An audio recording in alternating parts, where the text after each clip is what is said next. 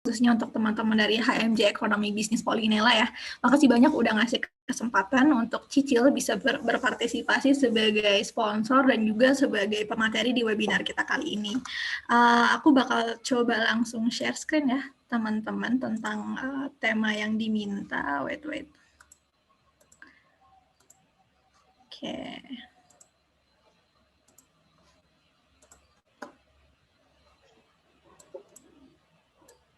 Sudah muncul kah? Muncul, Kak. Muncul ya. Oke, kalau kayak gitu. Ini sama zoom-zoomnya kelihatan juga nih. Oke. Terima kasih sebelumnya semuanya. Kenalin nama aku Nabila. Nabila Kinanti. Kalian bisa panggil aku Nabila aja. Aku di sini tadi udah dijelasin juga sama Usi sebagai Community Coordinator Cicil di Bandung. Dan pagi hari ini di Bandung 20 derajat, teman-teman. Jadi lumayan dingin. Mudah-mudahan di Lampung nggak terlalu dingin ya. Tapi matahari juga bagus. Aku sharing sedikit. Nah, tadi mungkin udah dijelasin juga sama Usi tentang Cicil itu apa. Jadi Cicil itu merupakan startup yang bergerak di bidang teknologi dan teman-teman juga menurut aku udah bagus banget sih, punya high curiosity yang sangat bagus karena teman-teman mau hadir pagi hari ini dan khususnya teman-teman HMJ Ekonomi Bisnis mau mengangkat tema tentang inovasi industri kreatif 5.0. Kenapa? Karena keduanya ini sekarang lagi bukan sekarang ya, mungkin kayak beberapa tahun ke belakang ini lagi sangat hits mungkin ya kalau di dunia bisnis atau entrepreneurship. Kenapa? Karena sebagaimana yang kita tahu kalau teknologi sekarang lagi berkembang sangat pesat nih teman-teman, dan yang terpenting itu adalah berinovasi. Oke. Ini ada 5 bahasan materi yang di-request sama teman-teman panitianya. Aku harap sih mudah-mudahan bisa di-share semua ya sama teman-teman. Tapi balik lagi, karena aku di sini bukan sebagai expert atau misalnya orang yang benar-benar ahli di bidangnya kayak mungkin dosen-dosennya teman-teman di sini sebagai praktisi, jadi bakal lebih sharing aja sama teman-teman. So, kalau misalnya nanti ada pertanyaan atau misalnya ada hal-hal yang pengen teman-teman share juga, teman-teman boleh boleh tulis di kolom chatnya ya. Ya. Oke, karena di sini aku bakal sharing aja, aku bakal kasih studi kasus dari satu buah brand yang mungkin teman-teman tahu ya, kayaknya. Ada yang tahu nggak ini logo apa? Boleh bantu dijawabin. Logo Nike, Kak. Logo Nike. Ada yang nggak tahu malah? Ada nggak tahu nggak? Nggak ya? Kayaknya semua tahu. Kayak bener banget. Jadi ini adalah logonya Nike. Teman-teman, ini adalah satu buah brand yang kayaknya semua orang ada di Indonesia maupun di luar sana kayaknya ya. Pertanyaannya aku, kenapa sih mereka itu terkenal gitu? Menurut pendapatnya teman-teman pribadi. Ini aku gimana ya biar bisa 2.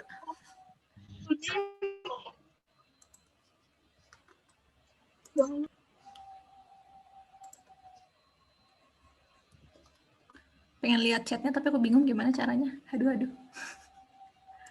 Di sini apa? Oh, bukan. Oh, oke. Oke, mungkin ada yang mau jawab kenapa sih Nike ini masih terkenal sampai sekarang, atau dia terkenalnya karena apa gitu? Izin menjawab. Silakan. Assalamualaikum warahmatullahi wabarakatuh. Waalaikumsalam. Waalaikumsalam warahmatullahi wabarakatuh. Perkenalkan, nama saya Irma Sari, asal instansi UIN Raden Intan Lampung. Saya izin menjawab dari pertanyaan kakak. Alasan brand Nike masih terkenal tuh karena dia itu mengeluarkan sebuah barang itu dengan kualitasnya tuh yang baik dan bagus gitu, kayak dari dasar bahannya, jahitannya, jadi itu tidak asal-asal. Makanya kenapa brand ini masih sampai sekarang masih diminati masyarakat walaupun dengan harganya yang begitu terjangkau, Kak. Benar sih, memang mahal banget sih ini Nike ya. Thank you by the way, Irma udah bantu jawab. Thank you juga, mungkin teman-teman ada yang jawab juga di chat, atau nggak ada. Oke, nah pertanyaannya, kalian tahu nggak sih Nike ini tuh dia udah ada dari tahun berapa dan kenapa tadi udah terjawab ya kenapa dia masih terkenal. Tapi dia udah ada dari kapan sih kok dia bisa eksis terus gitu kan pertanyaannya. Ada yang tahu? Kualitas. Kalau menyerah boleh jawab menyerah ya di kolom chat, nanti aku coba bantu jawab. Konsistensi kualitas. Konsistensi kualitas, oke. Ada yang tahu lagi mungkin dari tahun berapa nih? 1964, terima kasih. Iwan kayaknya sempat nge-googling dulu. Oke, thank you juga buat MC-nya. Bener banget dari 1964. Kalau bisa dibilang sih nggak beda jauh umurnya sama ibu aku ya, atau sama orang tua aku gitu. Jadi udah lumayan lama banget, tapi pertanyaannya kenapa sih mereka masih tetap terkenal dan kenapa mereka bahkan menurut datanya ya, ini adalah data dari Statista. Kalau di kita tuh mungkin kayak sebuah firma auditor ya, firma auditor di Indonesia gitu, tapi ini di luar negeri. Mereka bikin satu report seperti ini dari tahun 2016 sampai 2019, penjualannya mereka itu naik terus dan malah lebih tinggi daripada kompetitor-kompetitor mereka lainnya seperti Adidas, Puma, dan yang lainnya. Padahal sebagaimana kita tahu kalau misalnya Adidas dan Puma itu dulunya satu brand yang sama dan mereka itu lebih awal malah adanya dari Nike. Seingat aku mereka di 1958, tapi kalau nggak salah berarti bener ya teman-teman, kalau salah boleh di googling aja. Oke, jadi kira-kira kayak gini. Nah, apa sih yang membedakan Nike ini dengan brand-brand lainnya? Kenapa dia bisa terus meningkat? Kenapa dia terus menjadi top brand gitu? Jawaban adalah ya tema yang teman-teman angkat sekarang ini, yaitu inovasi.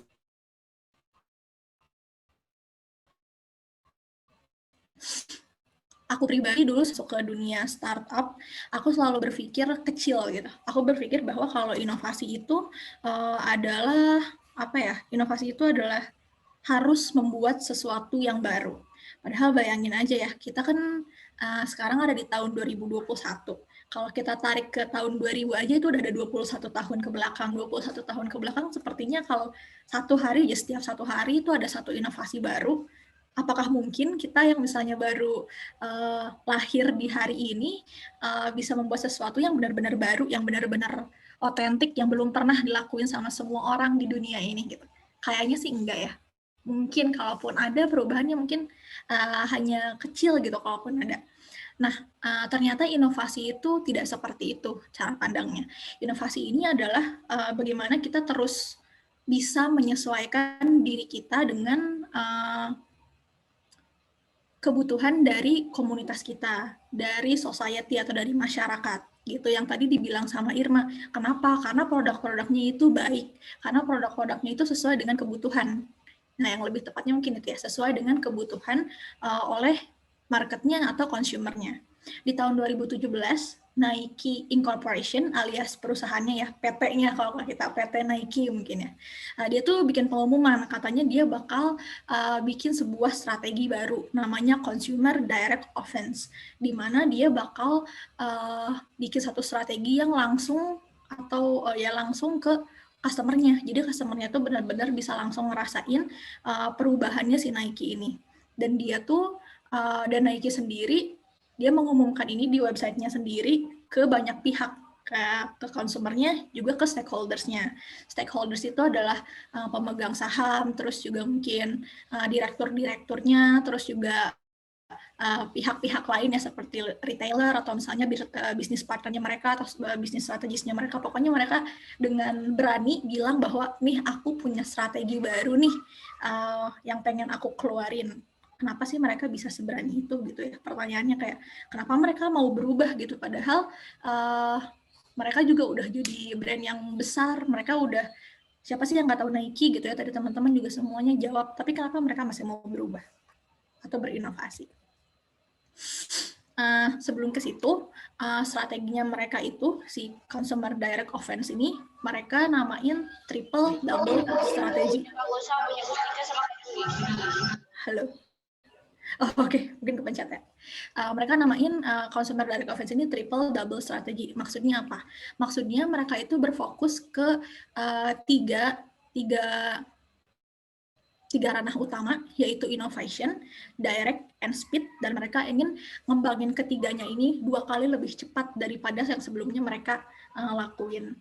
Kenapa harus 3 ini? Atau kenapa mereka bisa menentukan kok 3 ini sih gitu yang harus diinovasikan, atau kenapa 3 ini yang harus diperbaiki gitu ya, atau ditingkatkan lagi. Kayaknya ketutup. Oke. Karena di tahun 2017, sebelum 2017, akhirnya Nike merasa mereka bisa meng-capture atau bisa menangkap value atau nilai apa sih sebenarnya yang diinginkan oleh konsumer-konsumernya Nike. Jadi mereka udah nggak ngelihat lagi yang namanya, yang kayak gini, misalnya di tahun 2020 lagi hits A gitu, kita ikutan kayak gitu, ternyata konsumernya nggak suka gitu. Terus 2021 ini sekarang lagi hitsnya B, ya udah kita ngikutin kayak gitu. Ternyata konsumer juga nggak suka kayak gitu. Apa sih yang mereka suka? Ternyata konsumernya Nike itu punya nilai-nilai tertentu yang mereka pengenin. Terus gimana caranya mereka atau Nike ini bisa mendapatkan atau bisa meng-capture, bisa menangkap nilai-nilai yang sebenarnya dipengenin sama konsumernya mereka. Jadi rumusan strateginya mereka itu mereka lakuin lewat satu proses namanya design thinking. Di sini ada yang udah pernah dengar belum ya tentang design thinking? Mungkin boleh di-share sedikit.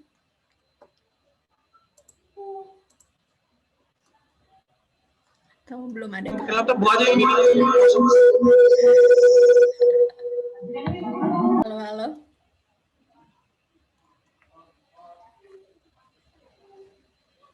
Belum ada nih. Si Latifah Nurhidayah, dia angkat tangan tuh, Bil. Oke. Halo Latifah, apakah mau menjawab perihal design thinking? Atau mau nanya yang lainnya? Kalau mau nanya yang lainnya mungkin nanti kita di sesi tanya jawab ya, teman-teman.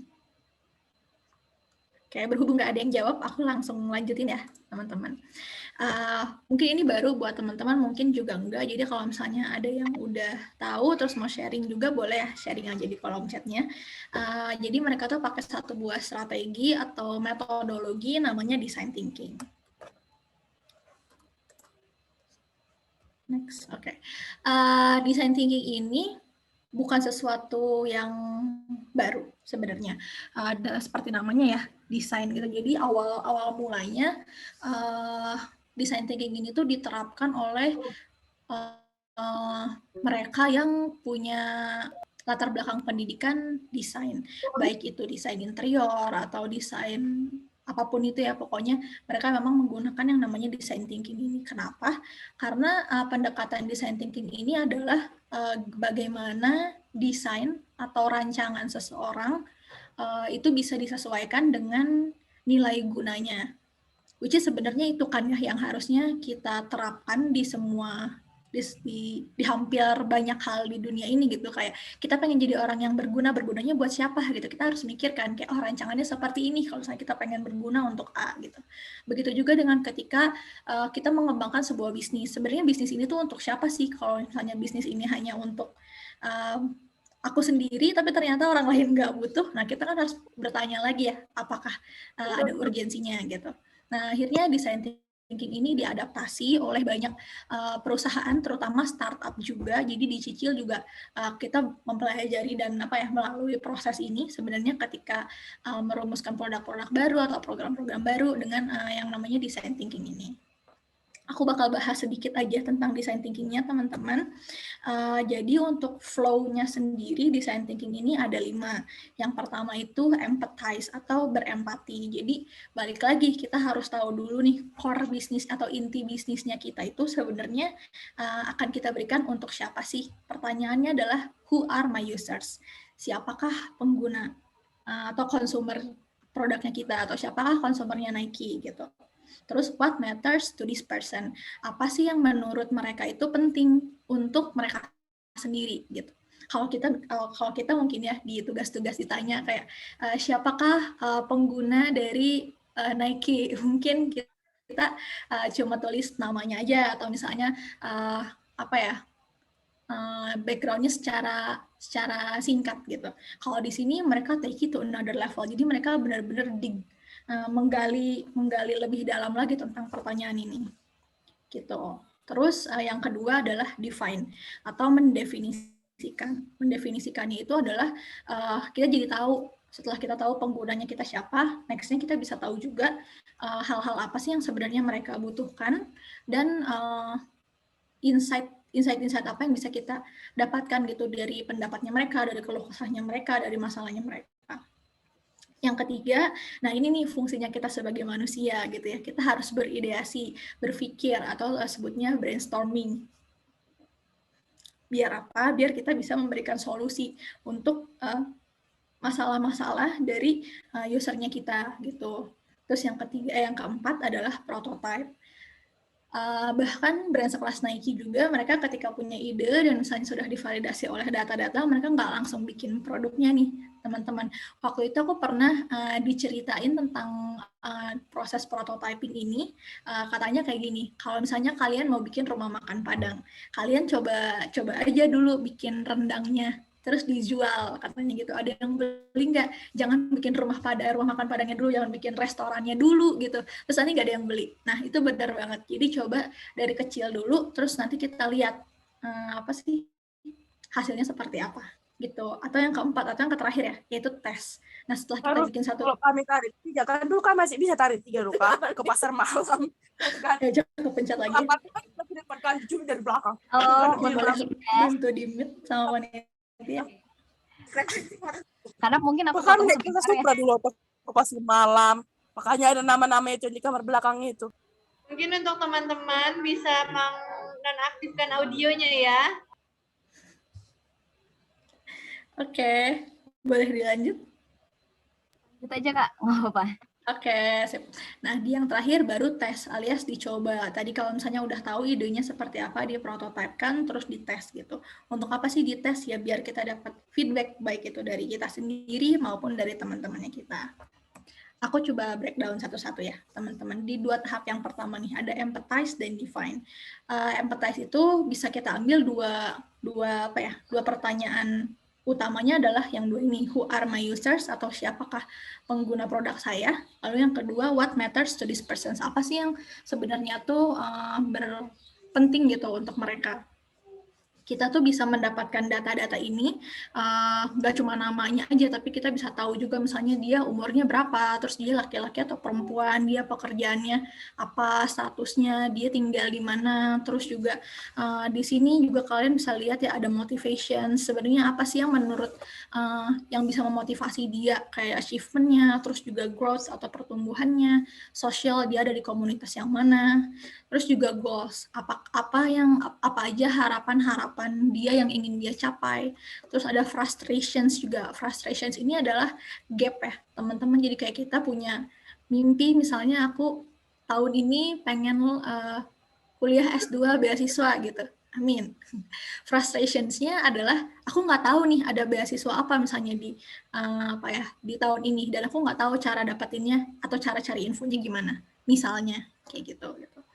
Terus di sini juga ada kayak personality sama teknologi dan brands. Kalau personality ini biasanya kita pengen lebih tahu aja dia as a person atau secara individual itu seperti apa sih sifatnya atau personality-nya gitu. Terus apakah dia cukup beradaptasi dengan teknologi atau tidak, lalu brand-brand apa saja misalnya yang dia gunakan atau yang dia tidak gunakan. Dari sini kita bisa mendefine atau mendefinisikan sebenarnya apa sih kebutuhannya mereka, terus insight atau hal-hal apa yang bisa kita tarik dari sini gitu, yang akan membantu kita untuk membuat inovasi di next step-nya gitu ya. Nah, pertanyaannya, Nike kan sebuah brand yang sangat besar gitu. Gimana caranya mereka bisa mendapatkan data-data ini? Kira-kira kalau kalian pengen tahu tentang user-usernya kalian, datanya seperti apa yang akan kalian lakukan?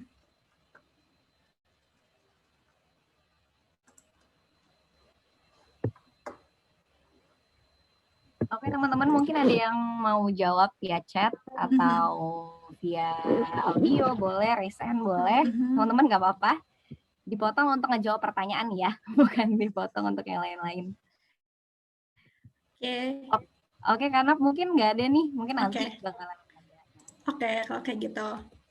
Nah, sangkut pautnya adalah dengan teknologi nih, teman-teman. Di sini ada beberapa aplikasi yang dikeluarkan oleh Nike. Yang pertama ada Nike Apps. Nike Apps ini adalah e-commerce. Jadi mereka punya aplikasi di mana ketika mereka rilis produk baru atau misalnya mereka ya sesimpel jualan aja ya, mungkin kayak e-commerce yang ada di Indonesia juga bisa beli langsung di situ gitu sepatunya Nike. Terus yang kedua mereka punya NRC atau Nike Run Club. Ini ada kita tahu mungkinnya sekarang lagi banyak banget nih teman-teman kita yang suka lari gitu, terus kayak larinya mungkin bareng sama teman-temannya gitu. Nike Run Club ini bukan sebuah klub larinya Nike, justru dia adalah aplikasi yang menaungi banyak klub-klub pelari di dunia gitu, di mana mereka bisa sharing tentang aku udah lari kemana aja, terus juga aku udah lari berapa jauh, terus mungkin sama siapa, terus nanti aku dapat kayak badge gitu, hadiah-hadiah gitu dari Nike-nya. Terus yang ketiga adalah SNKRS atau sneakers. SNKRS app ini khusus untuk mereka yang suka produk-produknya Nike tapi yang bentuknya sneakers, karena kan mereka Nike punya banyak tipe ya, ada running shoes, ada walk shoes, ada apa segala macam pokoknya. Nah ini untuk yang orang-orang emang suka sneakers dan biasanya yang limited edition, jadi mereka masukin dulu ke sini gitu. Nah baru kalau misalnya udah mungkin ya bisa dipasarkan dan lain sebagainya. Lalu yang terakhir adalah NTC, Nike Training Club Application. Ini mungkin orang-orang yang suka olahraga sendiri ya di rumah gitu, kayaknya sekarang karena lagi pandemi juga mulai banyak orang-orang yang olahraga di rumah. Nah, orang-orang yang menggunakan aplikasi-aplikasi ini adalah mungkin kita atau mungkin konsumernya Nike yang mereka menginput datanya di aplikasi ini. Jadi gimana caranya, balik lagi nih, Nike bisa tahu, bisa berempati dan mendefinisikan kebutuhannya konsumer mereka secara tepat adalah dengan menggunakan aplikasi-aplikasi ini, atau yang lebih kita kenal dengan big data analysis. Jadi di dalam big data analysis itu ada banyak aspek nih, teman-teman. Yang pertama, kalau kita buka akun kan pasti masukin nama ya. Sudah nama, misalnya ada jenis kelamin, terus juga kalau misalnya kita pakai Run Club, misalnya kita jadi tahu, oh ternyata kita lari dari sini ke sini gitu. Terus juga mungkin kita pernah selama setahun ini beli berapa kali Nike nih di Nike Apps gitu, atau misalnya kita naruh wishlist apa nih di SNKRS-nya gitu, atau kita pernah ikutan video apa aja sih, atau misalnya training apa aja sih di NTC gitu. Nah semua data-data yang ada di setiap aplikasi ini sama Nike itu dikolaborasikan atau disaling sangkut pautkan, dianalisis lagi gitu, sampai akhirnya dia tahu secara lebih spesifik apa sih sebenarnya kebutuhan konsumernya.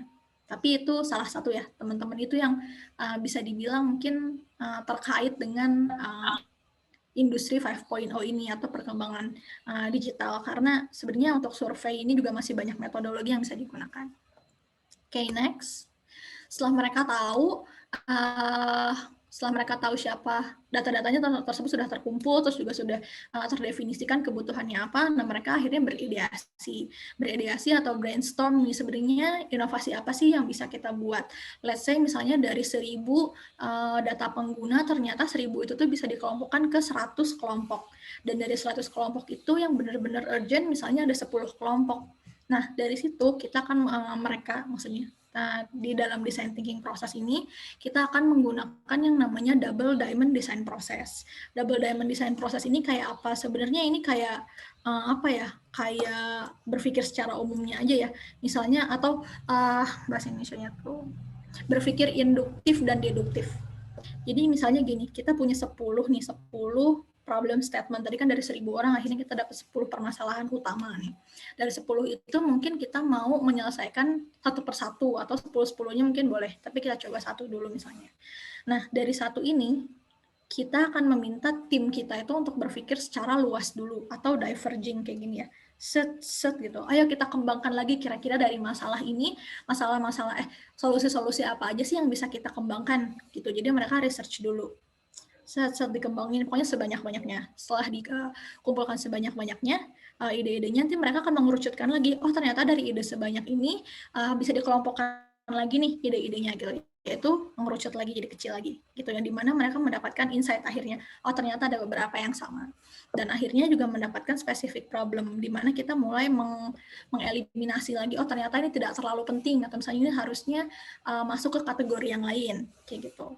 Nah, setelah mendapatkan satu atau specific problems, mereka mikir lagi, oh ini kita udah dapat nih spesifik problemnya, diselesaikannya dengan cara apa lagi ya gitu, berkembang lagi gitu. Kalau misalnya udah dapat, balik lagi dikelompokin lagi, terus akhirnya mereka mendapatkan solusi yang lebih spesifik gitu. Apakah ini hasilnya satu? Bisa jadi. Apakah ini hasilnya banyak? Bisa jadi juga. Dan apakah proses ini hanya sekali dilakukan? Bisa iya, bisa enggak jawabannya. Kalau ternyata memang sudah sespesifik itu, ya udah satu aja terus kita selanjutnya, tapi ternyata ini belum sespesifik itu ternyata masih terlalu luas cakupannya, masih terlalu kurang spesifik. Si sistem ini atau desain proses ini tuh bisa diulang lagi terus saja sampai misalnya berhasil. Oke, yang tahap terakhirnya adalah prototype dan tes. Prototype itu adalah percobaan dalam skala kecil ya. Kenapa sih dibikin kayak gini? Teman-teman mungkin udah lumayan sering ya kerja kelompok, dan biasanya di kerja kelompok itu kita selalu nanya, kamu punya ide apa, kamu punya ide apa, kamu punya ide apa. Dan biasanya ketika seseorang mengutarakan ide, mereka itu hanya berbicara saja gitu. Kayak misalnya aku punya ide A, terus si ini punya ide B, karena ide A ini sebenarnya bagus tapi tidak kebayang sama teman-teman yang lain, akhirnya ide B yang diterima. Padahal mungkin itu bukan yang terbaik gitu ya. Nah, prototype ini membantu sebuah tim untuk bekerja dan memiliki satu visi yang sama. Contohnya nih, kalau kalian suka nonton kayak acara masak-masak gitu ya, biasanya suka ada ngasih instruksi nih. Yang A, yang orang yang satu misalnya, dia melakukan instruksinya seperti ini, yang B caranya berbeda, padahal instruksinya sama. Nah, itulah pentingnya sebuah prototype. Di sini ada contoh, Nike bikin satu prototipe sepatu baru. Setelah mereka brainstorming dengan satu komunitas juga, komunitas yang ada di bawah Nike juga. Mereka tuh bikin sepatunya nggak langsung di pabriknya gitu. Mereka bikin mereka sediain sebuah sole sepatunya Nike yang emang suka desainer sepatunya pakai, terus mereka pakai bahan-bahan yang juga dipakai sama mereka tapi nggak langsung dijahit gitu. Mereka benar-benar kayak bikin dulu seperti apa, dan sampai akhirnya jadi seperti ini, benar-benar prototype aja. Untuk apa? Untuk akhirnya dites. Ditesnya oleh siapa? Ditesnya itu nggak sama langsung dijual kayak gitu teman-teman, tapi dites dulu sama timnya. Kenapa? Karena mungkin nanti akan ada orang-orang yang sediain bahannya. Oh ternyata bahan ini nggak bisa nih, ternyata talinya terlalu tipis. Oke, dari si A misalnya yang spesialis tali gitu, dia bilang harusnya ini pakai tali ini gitu. Akhirnya dapat feedback. Terus juga mungkin ada stakeholders bisnis lainnya kayak, oh warna ini tidak merepresentasikan Nike misalnya, harusnya warnanya ini gitu. Seperti itu dan lain sebagainya. Dites, jadi proses design thinking ini tuh nggak cuma satu kali ya, teman-teman, bisa berkali-kali, tapi dengan waktu yang singkat pastinya. Oke. Nah, ini adalah strateginya Nike untuk mempercepat sistem mereka dalam berinovasi menggunakan design thinking ini gitu. Padahal tapi dari mereka sendiri kan untuk yang triple double strategy itu ada 3 ya fokusnya, ada innovation, direct, sama kita baru ngebahas tentang yang innovation-nya aja. Jadi mereka pakai yang namanya design thinking gitu. Yang selanjutnya kita bakal bahas tentang speed-nya, gimana caranya mereka bisa berinovasi dengan cepat gitu. Kalau di tahun 2017 kemarin atau di pengumumannya Nike itu, mereka akhirnya bikin sepatu baru sih teman-teman. Mereka jadinya bikin aplikasi tadi gitu. Mereka mengembangkan si aplikasi tadi. Di dalam sistem pembuatan aplikasi, sebagaimana di Cicil juga, kita punya satu metodologi lagi, namanya Agile Methodology. Agile Methodology ini apa sih? Oke, sebelum itu mungkin kita tahu ya, kalau kita bikin sebuah produk atau misalnya sebuah aplikasi, biasanya sistemnya seperti ini. Kita beresin dulu yang misalnya definisinya dulu, udah didefinisin atau udah dijelasin kayak gimana konsepnya, baru kita buat gitu. Udah dibuat, baru dibikin gitu, terus dibikin langsung dijual misalnya kayak gitu.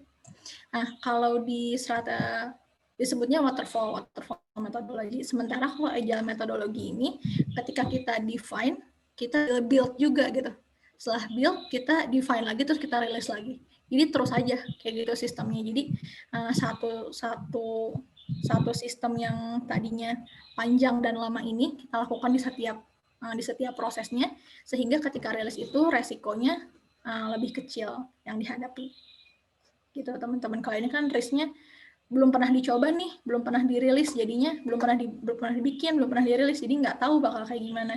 Sementara kalau di sini kayak dicoba dulu, mungkin sekarang bikin loginnya dulu gitu aplikasinya, terus kita cobain rilis, oh oke, bagus, besoknya mungkin bikin aplikasinya yang cara daftar, acara beli, mungkin balik lagi kayak gitu. Jadi satu persatu, itu yang disebut dengan agile methodology. Agile-nya sendiri itu artinya lebih cepat gitu ya teman-teman. Jadi emang ini proses untuk lebih efektif lagi. Nah, hebatnya lagi di dalam sistem agile ini tuh ada strategi yang bisa dilakuin lagi, itu namanya Scrum dan Sprint gitu. Di dalam jadi Scrum dan Sprint ini, Scrum sendiri itu adalah proses di mana gimana ya jelasinnya? Gimana kita mengatur atau memanage di jam kerjanya, misalnya dalam dan jam kerja dan kapasitas kerja setiap orang yang ada di dalamnya. Jadi benar-benar dihitung secara mendetail nih, oh proses ini tuh bisa dilakukan secara berapa lama, proses ini berapa lama, terus juga nanti harus ada proses laporannya itu kapan, setiap kapan, terus urutannya seperti apa, itu ada. Terus juga atau ada juga sih yang selain Scrum tuh bisa juga Sprint. Kalau Sprint ini sebenarnya lebih ke ngelakuin waktunya aja ya, itu seperti apa. Tapi semuanya ini ada di dalam agile proses tadi. Intinya sih mereka ngetes, mereka ngebikin sedikit demi sedikit, dan ngetesnya itu lebih sering. Jadi nggak cuma produknya langsung jadi, langsung sempurna mereka, tapi hanya ada perubahan sedikit aja udah mereka tes gitu. Dan yang terakhir adalah direct. Oke. Jadi balik lagi, setelah mereka berinovasi, mereka udah bisa memproses atau bisa memproses inovasi mereka secara cepat juga. Mereka pengen ngedapetin feedback secepatnya juga gitu, dan secara langsung dari konsumernya mereka. Mereka balik lagi ke aplikasi atau platform-platform yang mereka punya. Mereka sebarin di aplikasi itu surveinya, mungkin trialnya, mungkin beta versionnya. Pokoknya mereka tes di semua aplikasi, dan orang sesimpel itu ya, maksudnya dengan teknologi kayak tinggal buka aja, oh ada notifikasi nih ternyata Nike lagi tes produk baru, mau coba nggak? Aku mau coba gitu, karena mungkin dapat benefit kayak dapat voucher potongan Nike mungkin, atau misalnya dapat apa gitu, atau mungkin ya emang karena kita sebagai konsumer yang loyal aja gitu sama Nike-nya. Kayak akhirnya mereka jadi bisa dapat feedback dari orang-orang yang spesifik terhadap pasarnya mereka, dan dari situ mereka bisa berinovasi sangat cepat. Aku lupa lagi angkanya, tapi kalau nggak salah di tahun setelah mereka rilis triple double strategy ini, Nike yang awalnya bikin satu produk itu pengembangannya 6 bulan bisa dilakukan jadi hanya beberapa hari aja. Tapi aku nggak ada risetnya, nanti aku coba share ya teman-teman kalau nemu lagi. Nah, tadi udah kita tahu juga alasannya kenapa Nike melakukan inovasi mereka, atau kenapa terus berinovasi, terus bagaimana cara mereka akhirnya berinovasi gitu. Yang terakhir adalah hasilnya seperti apa. Ini aku kutip dari sebuah artikel juga. Ini juga dari salah satu kayak risetnya mereka gitu. Jadi selama COVID-19, selama pandemi ini, penjualannya Nike itu secara direct bisnisnya naik 82%, dan didominasi oleh 30%-nya itu di digital sales alias e-commerce ya teman-teman gitu. Terus juga kalau di 2017 mereka punya 30.000 retailers alias toko offline, sementara di 2019 itu mereka cuma punya 40 strategic retail partner, dan tapi bisa ngehasilin sampai yang tadi ya teman-teman 30% digital sales-nya terus naik sampai 82%. Terus tadi juga karena mereka kan ngelakuinnya based on value dari penggunanya mereka. Jadi Nike juga memutus kerjasama mereka dengan Amazon. Jadi Nike sekarang udah nggak dijual di retail Amazon manapun. Kenapa? Karena mereka pengen fokus ke mengembangkan pengalaman konsumen dengan lebih direct atau langsung gitu. Dan pengen lebih personal juga. Yang akhirnya mereka ya lebih ke aplikasi-aplikasi yang mereka bikin sendiri itu. Gitu. Hasilnya sih katanya ini juga ya, di kuarter ketiga 2020 pengguna Nike Apps itu naik 80% di Cina, terus juga di Q1 2021 lebih banyak katanya orang-orang yang workout pakai Nike Training Club, lebih dari 50% worldwide gitu.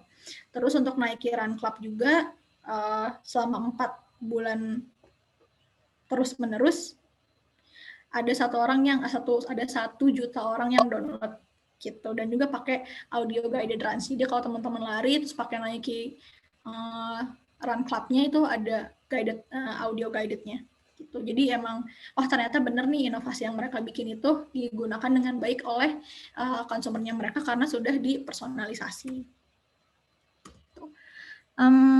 Oke, terakhir dari aku mungkin menjawab ini aja ya, rangkuman atau conclusion, mungkin menjawab 5 pertanyaan yang tadi diberikan oleh panitia. Yang pertama, strategi dalam melakukan inovasi industri kreatif. Yang pertama itu adalah design thinking. Prosesnya ada empathize, define, ideation, prototype, dan test. Sebenarnya kalau misalnya teman-teman tadi ngeliat, aku juga ngejelasin prosesnya ini tuh dengan satu framework lagi, namanya Golden Circle. Jadi kita coba bahas dulu dari why-nya dulu, terus how-nya, dan what-nya. Gitu. Mungkin nanti teman-teman bisa searching lebih lanjut aja ya tentang Golden Circle-nya. Terus yang kedua, tips and trick untuk membangun inovasi dari diri. Kalau aku pribadi sih, kalian bisa mengaplikasikan design thinking ini dalam kegiatan sehari-hari. Contohnya sebenarnya kalau teman-teman di sini ada yang udah skripsi apa belum ya? Yang udah skripsi, kalian sebenarnya ketika melakukan atau mendesain metodologi penelitian itu adalah bentuk dari design thinking juga gitu. Cuma mungkin ranahnya lebih ke akademik aja. Itu bagus banget sih, aku juga baru menyadari ketika skripsi aku selesai, terus aku mulai dikenali dengan design thinking, ternyata seperti ini ya gitu fungsinya, manfaatnya ke depannya. Terus aku juga mungkin mau ngasih referensi ke teman-teman, ada buku namanya Designing Your Life by Bill Burnett and Dave Evans. Ini penerapan design thinking ke kehidupan sehari-hari, tapi lebih berfokus ke karir. Jadi kalau teman-teman ingin menentukan mendesain hidupnya, mendesain karirnya, mungkin bisa lihat referensinya di buku ini, atau di internet juga banyak sih blog-blog yang bahasnya. Terus yang kedua, potensi dalam industri kreatif di era digitalisasi. Oke. Potensinya sendiri menurut aku ada dari big data analysis. Jadi kalau teman-teman di sini pengen menggali lagi potensi apa yang bisa dilihat, tips aku sih mungkin teman-teman bisa belajar baca data, terus juga sering-sering baca. Kalau susah baca jurnal atau misalnya terlalu panjang gitu, bisa baca artikelnya gitu. Dari banyak tempat juga gitu. Kayaknya sekarang di sosial media juga udah lumayan sering sih ada artikel-artikel jurnal yang free dan bisa teman-teman baca. Terus keuntungan dalam melakukan inovasi industri kreatif di era digitalisasi yang tadi dibilang sama Nike itu, speed dan direct. Dengan bantuan teknologi, menurut aku segala sesuatunya bisa dilakukan secara lebih cepat, tapi kan cepat belum tentu efektif dan efisien. Jadi teman-teman juga mesti mempelajari strategi-strategi atau metodologi-metodologi untuk bisa mengefektifkan dan mengefisiensikan prosesnya teman-teman gitu. Terus direct, bener banget. Jadi teman-teman sekarang bisa survei dengan lebih gampang ke orang-orang yang mungkin emang menjadi target market atau dari tujuan dari bisnisnya teman-teman. Yang terakhir, tips and tricks apa untuk bisa memberikan inovasi menarik di industri kreatif di era digitalisasi.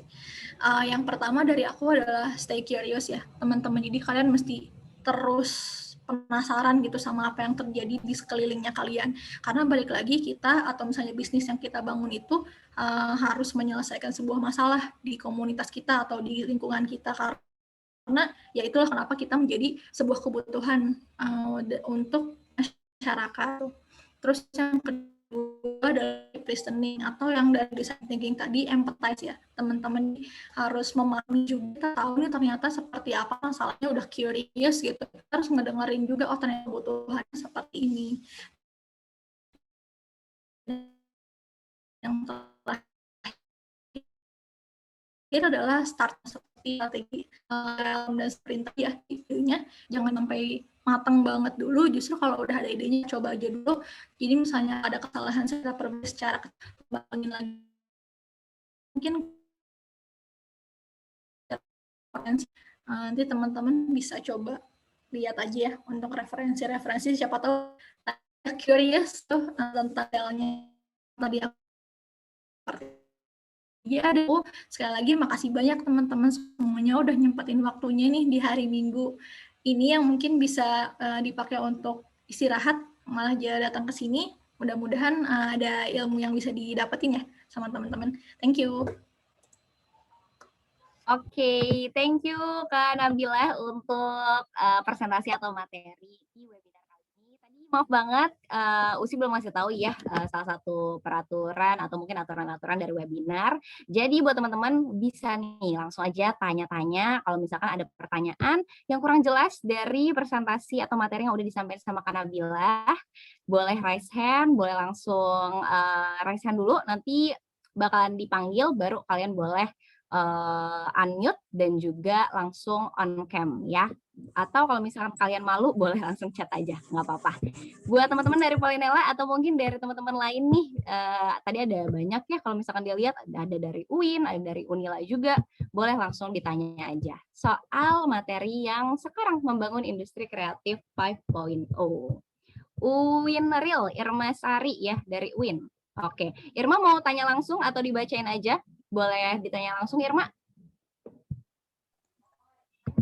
Di kolom chat, Kak. Oh, udah. Oke. Aku bacain ya.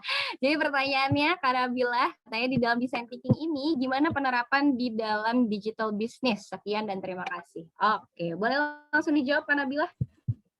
Oke, penerapannya dalam digital bisnis kalau menurut aku sih sama-sama aja ya seperti bisnis-bisnis lainnya gitu. Bedanya mungkin kalian bisa prototype dan tesnya itu secara digital, jadi nggak harus nggak harus ketemu langsung sama orangnya gitu.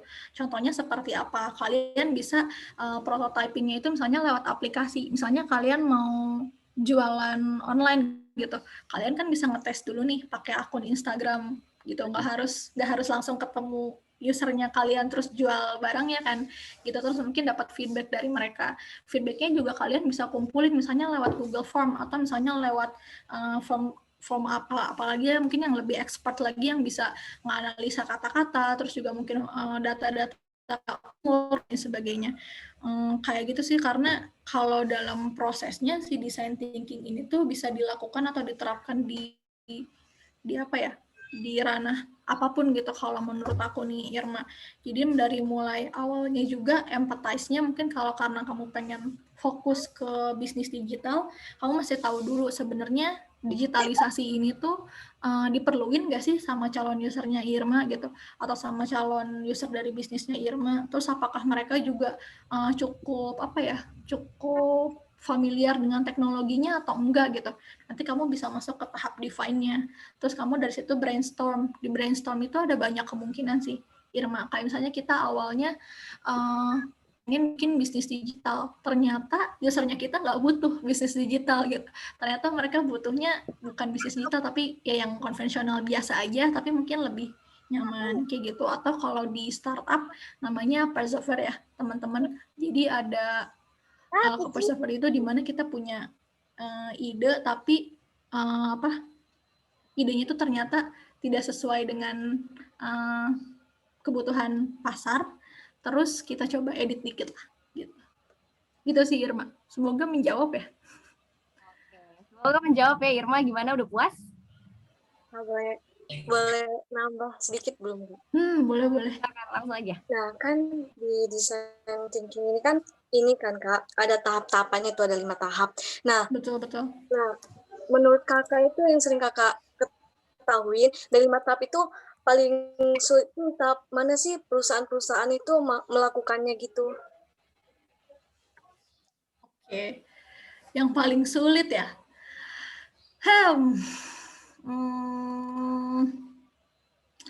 Kayaknya sih di tahap ideation ya, alias nyari solusinya itu sendiri gitu, yang tahap ketiga tadi. Kenapa? Karena biasanya ketika kita udah melakukan riset kita nih, karena tuh bakal ada banyak data yang kita dapetin nih, Irma. Kadang-kadang sebagai peneliti sendiri kita tuh suka overwhelm, overwhelm lah ya sama datanya, kayak wah ternyata datanya banyak banget gitu, terus jadinya bias kayak wah ternyata usernya butuh ini, padahal enggak gitu. Nah di situ kita perlu itu kenapa di dalam tahap design thinking ini sebenarnya tadi aku lupa highlight juga, perlu ada orang-orang yang berkepentingan yang ikut dalam proses itu. Misalnya nih nanti Irma ternyata di dalam bisnisnya itu akan bekerja sama dengan reseller. Nah, kamu tuh harus mengikut sertakan resellernya tersebut. Atau misalnya Irma nanti mau bekerja sama dengan distributor juga gitu. Kamu harus mengikutkan juga distributornya itu. Kalau dalam kasusnya Nike itu mereka mengikut sertakan desainernya juga, stakeholdersnya juga, retail sellernya juga. Jadi mereka dapat pandangan yang benar-benar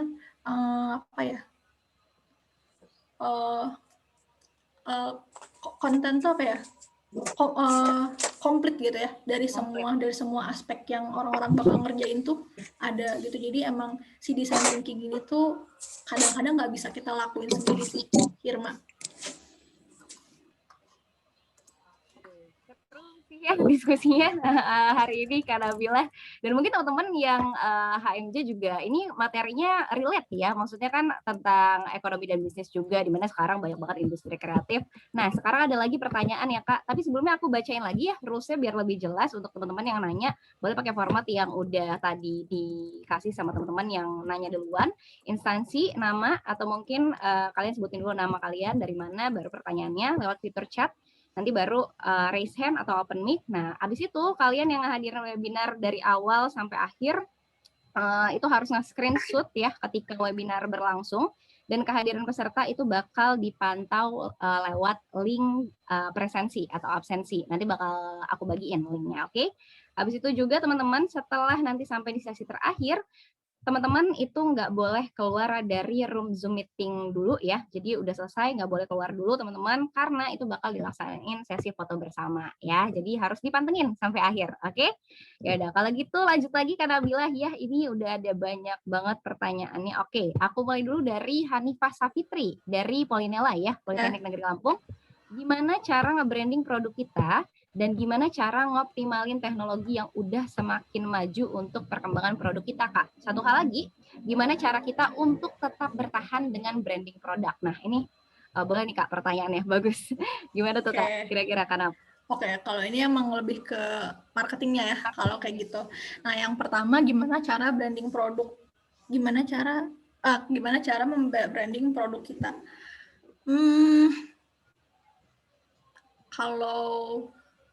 Mungkin kalau di aku ngasih masukannya dalam ranah digital aja ya, teman-teman. Pertama itu kalian harus konsisten kalau misalnya kalian ingin membangun sebuah brand, karena branding itu adalah hal yang berbeda dengan selling, teman-teman. Kalau branding itu adalah gimana caranya kita menjadi hal yang diingat oleh orang-orang. Kalian bisa nentuin nih orang-orangnya mau spesifik satu kelompok atau mau diingat sama banyak orang. Itu branding, dan itu tuh jangka panjang efeknya. Kalau sales atau penjualan itu nggak selalu harus branding ya, teman-teman. Jadi kalau misalnya kalian pengen menjual produk kalian dengan strategi branding, menurut aku kurang relevan gitu. Jadi kayak aku berharap dengan melakukan branding maka penjualan aku akan naik secara signifikan sekian, itu nggak bisa kayak gitu. Jadi tipsnya untuk branding sih yang pertama kalian harus konsisten dulu. Konsisten apa? Konsisten nge-reach ke customer-nya kalian. Misalnya kalian pakai Instagram gitu, kalian jangan cuma nge-post feed doang dong gitu kan, bingung ya orang-orangnya kayak ini beneran jualan nggak ya mbaknya gitu. Kalian juga harus ngadain kayak misalnya live Instagram, tanya jawab, polling, kuis-kuis, pokoknya yang bener-bener engaging lah ya sama usernya kalian, biar apa, walaupun mungkin mereka belum beli tapi mereka tahu bahwa oh brand ini tuh bisa dipercaya. Itu sih untuk branding yang pertama. Terus yang kedua, bagaimana cara mengoptimalkan teknologi yang sudah semakin maju untuk perkembangan produk kita. Itu kayaknya ngejawab sama yang satunya lagi ya, yang bawahnya. Jawabannya adalah berinovasi, teman-teman. Kalau kalian nggak berinovasi, ya kalian juga nggak bisa nggak bisa mempertahankan brandnya dan berkembang juga. Contohnya, mungkin aku ambil dari Cicil ya. Selama pandemi kemarin kan banyak hal yang berubah nih, teman-teman. Kayak kita sekarang jadi belajar online, terus belajar di rumah, bukan jadi sesuatu yang aneh. Padahal sebelum pandemi ini homeschooling, terus juga belajar online itu adalah sesuatu yang tidak umum gitu. Terus mungkin kebutuhan kita terhadap pulsa, kuota juga jadi lebih banyak gitu. Nah, disitulah Cicil tuh berinovasi. Mungkin juga pakai proses design thinking tadi ya, empati dulu gitu. Cari tahu dulu masalah mahasiswa tuh sebenarnya apa. Oh, ternyata sekarang mahasiswa jadi suka pakai kuota lebih banyak, terus juga sering belajar online.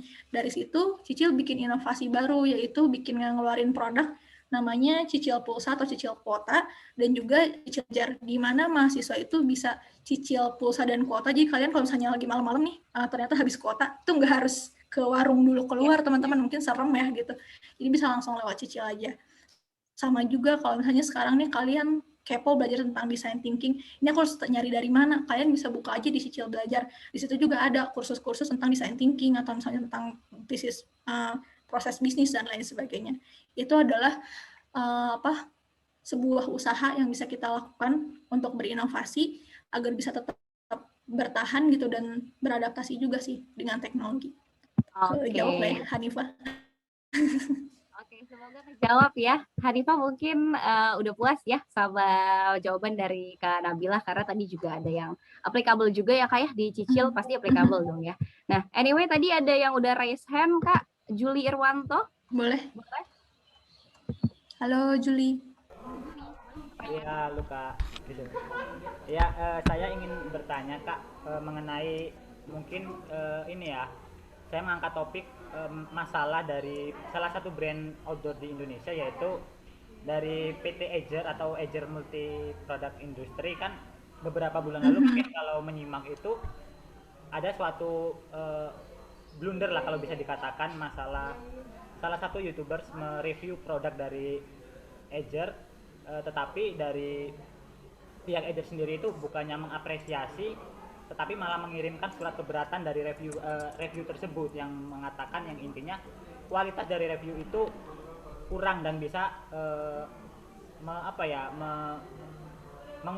mengurangi citra dari Edger itu tersendiri. Nah, itu malah menjadi suatu permasalahan di halayak umum dan di dunia maya, itu sempat trending itu juga. Nah, dan apakah dari strategi Edger itu sendiri mengadakan diskon untuk bisa dibilang untuk melupakan dari blunder tersebut gitu, itu termasuk langkah tepat atau menurut Kakak itu bagaimana Kak untuk bisa mengurangi bisa dibilang tanda kutip kemarahan dari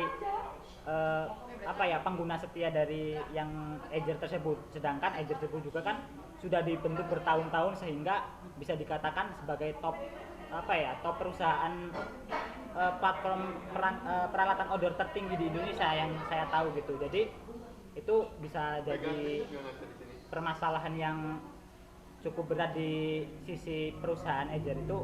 Bagaimana Kak? Terima kasih. Oke, thank you. Juli, pertanyaannya seru ya, Kanop ya, lumayan seru. Aku wrap up. Gimana ketika suatu perusahaan itu dikritik terus dia ngasih kompensasi diskon ya untuk masalah yang satu ini, itu langkah yang tepat atau enggak sih Kak untuk kompensasi diskon sendiri walaupun netizennya udah kecewa nih? Gimana Kak? Oke, thank you Juli. Apakah Juli pengguna setia Edger juga sepertinya? Iya ya. Kayaknya iya ya. Gimana Jul? Pengguna diskonan sih Kak, kalau diskon baru datang.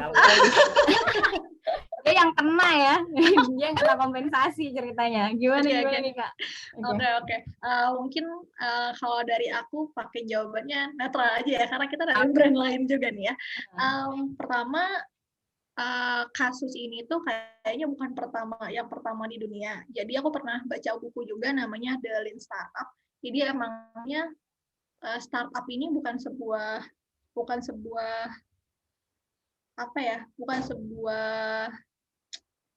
metode khusus mungkin untuk perusahaan yang baru aja, tapi ada banyak perusahaan besar di dunia, apalagi dulu di Amerika tuh, jadi si penulis The Lean Startup itu dia ngebantu sebuah perusahaan besar, konsultan investasi besar di Amerika untuk berubah cara kerjanya menjadi sebuah startup gitu. Kenapa? Karena yang pertama adalah yang tadi di-mention sama Julie, yaitu adalah komunitas digital. Kayaknya sekarang udah banyak banget ya komunitas digital, kayak tadi Eiger dengan netizennya, terus juga mungkin Cicil dengan sobat Cicilnya gitu, atau mungkin teman-teman HMJ Ekbis, panggilannya apa nih untuk ininya, mungkin ada panggilannya sendiri lah ya, kayak gitu.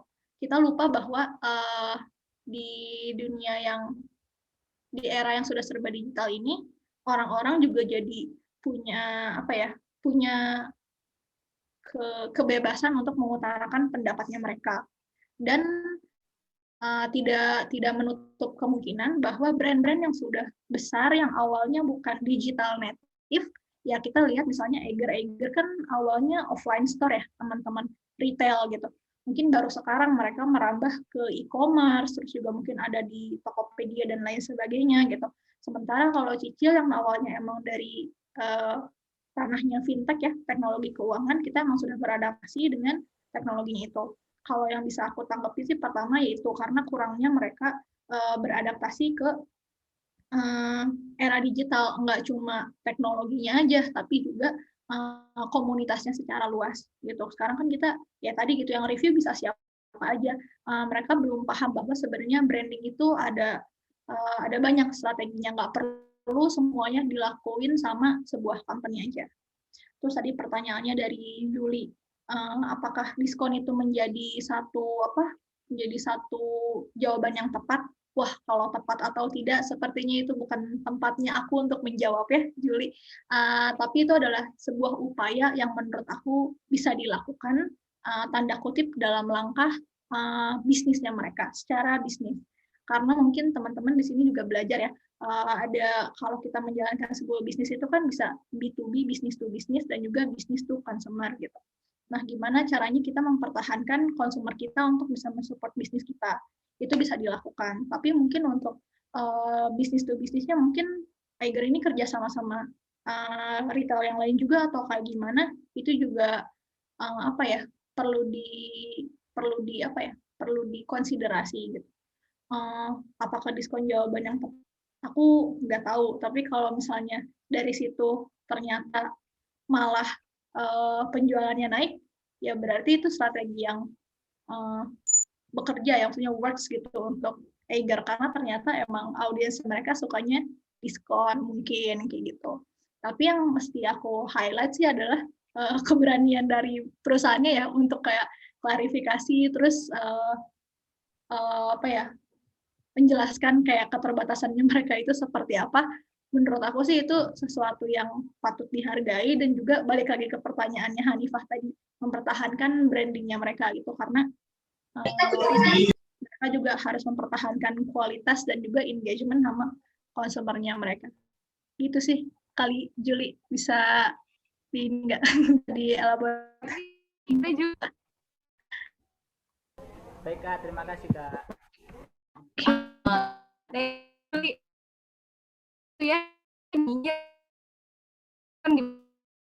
Ya, jadi kalau ditanya strateginya bagus apa enggak, kalau banyak yang beli sih works ya Kak ya.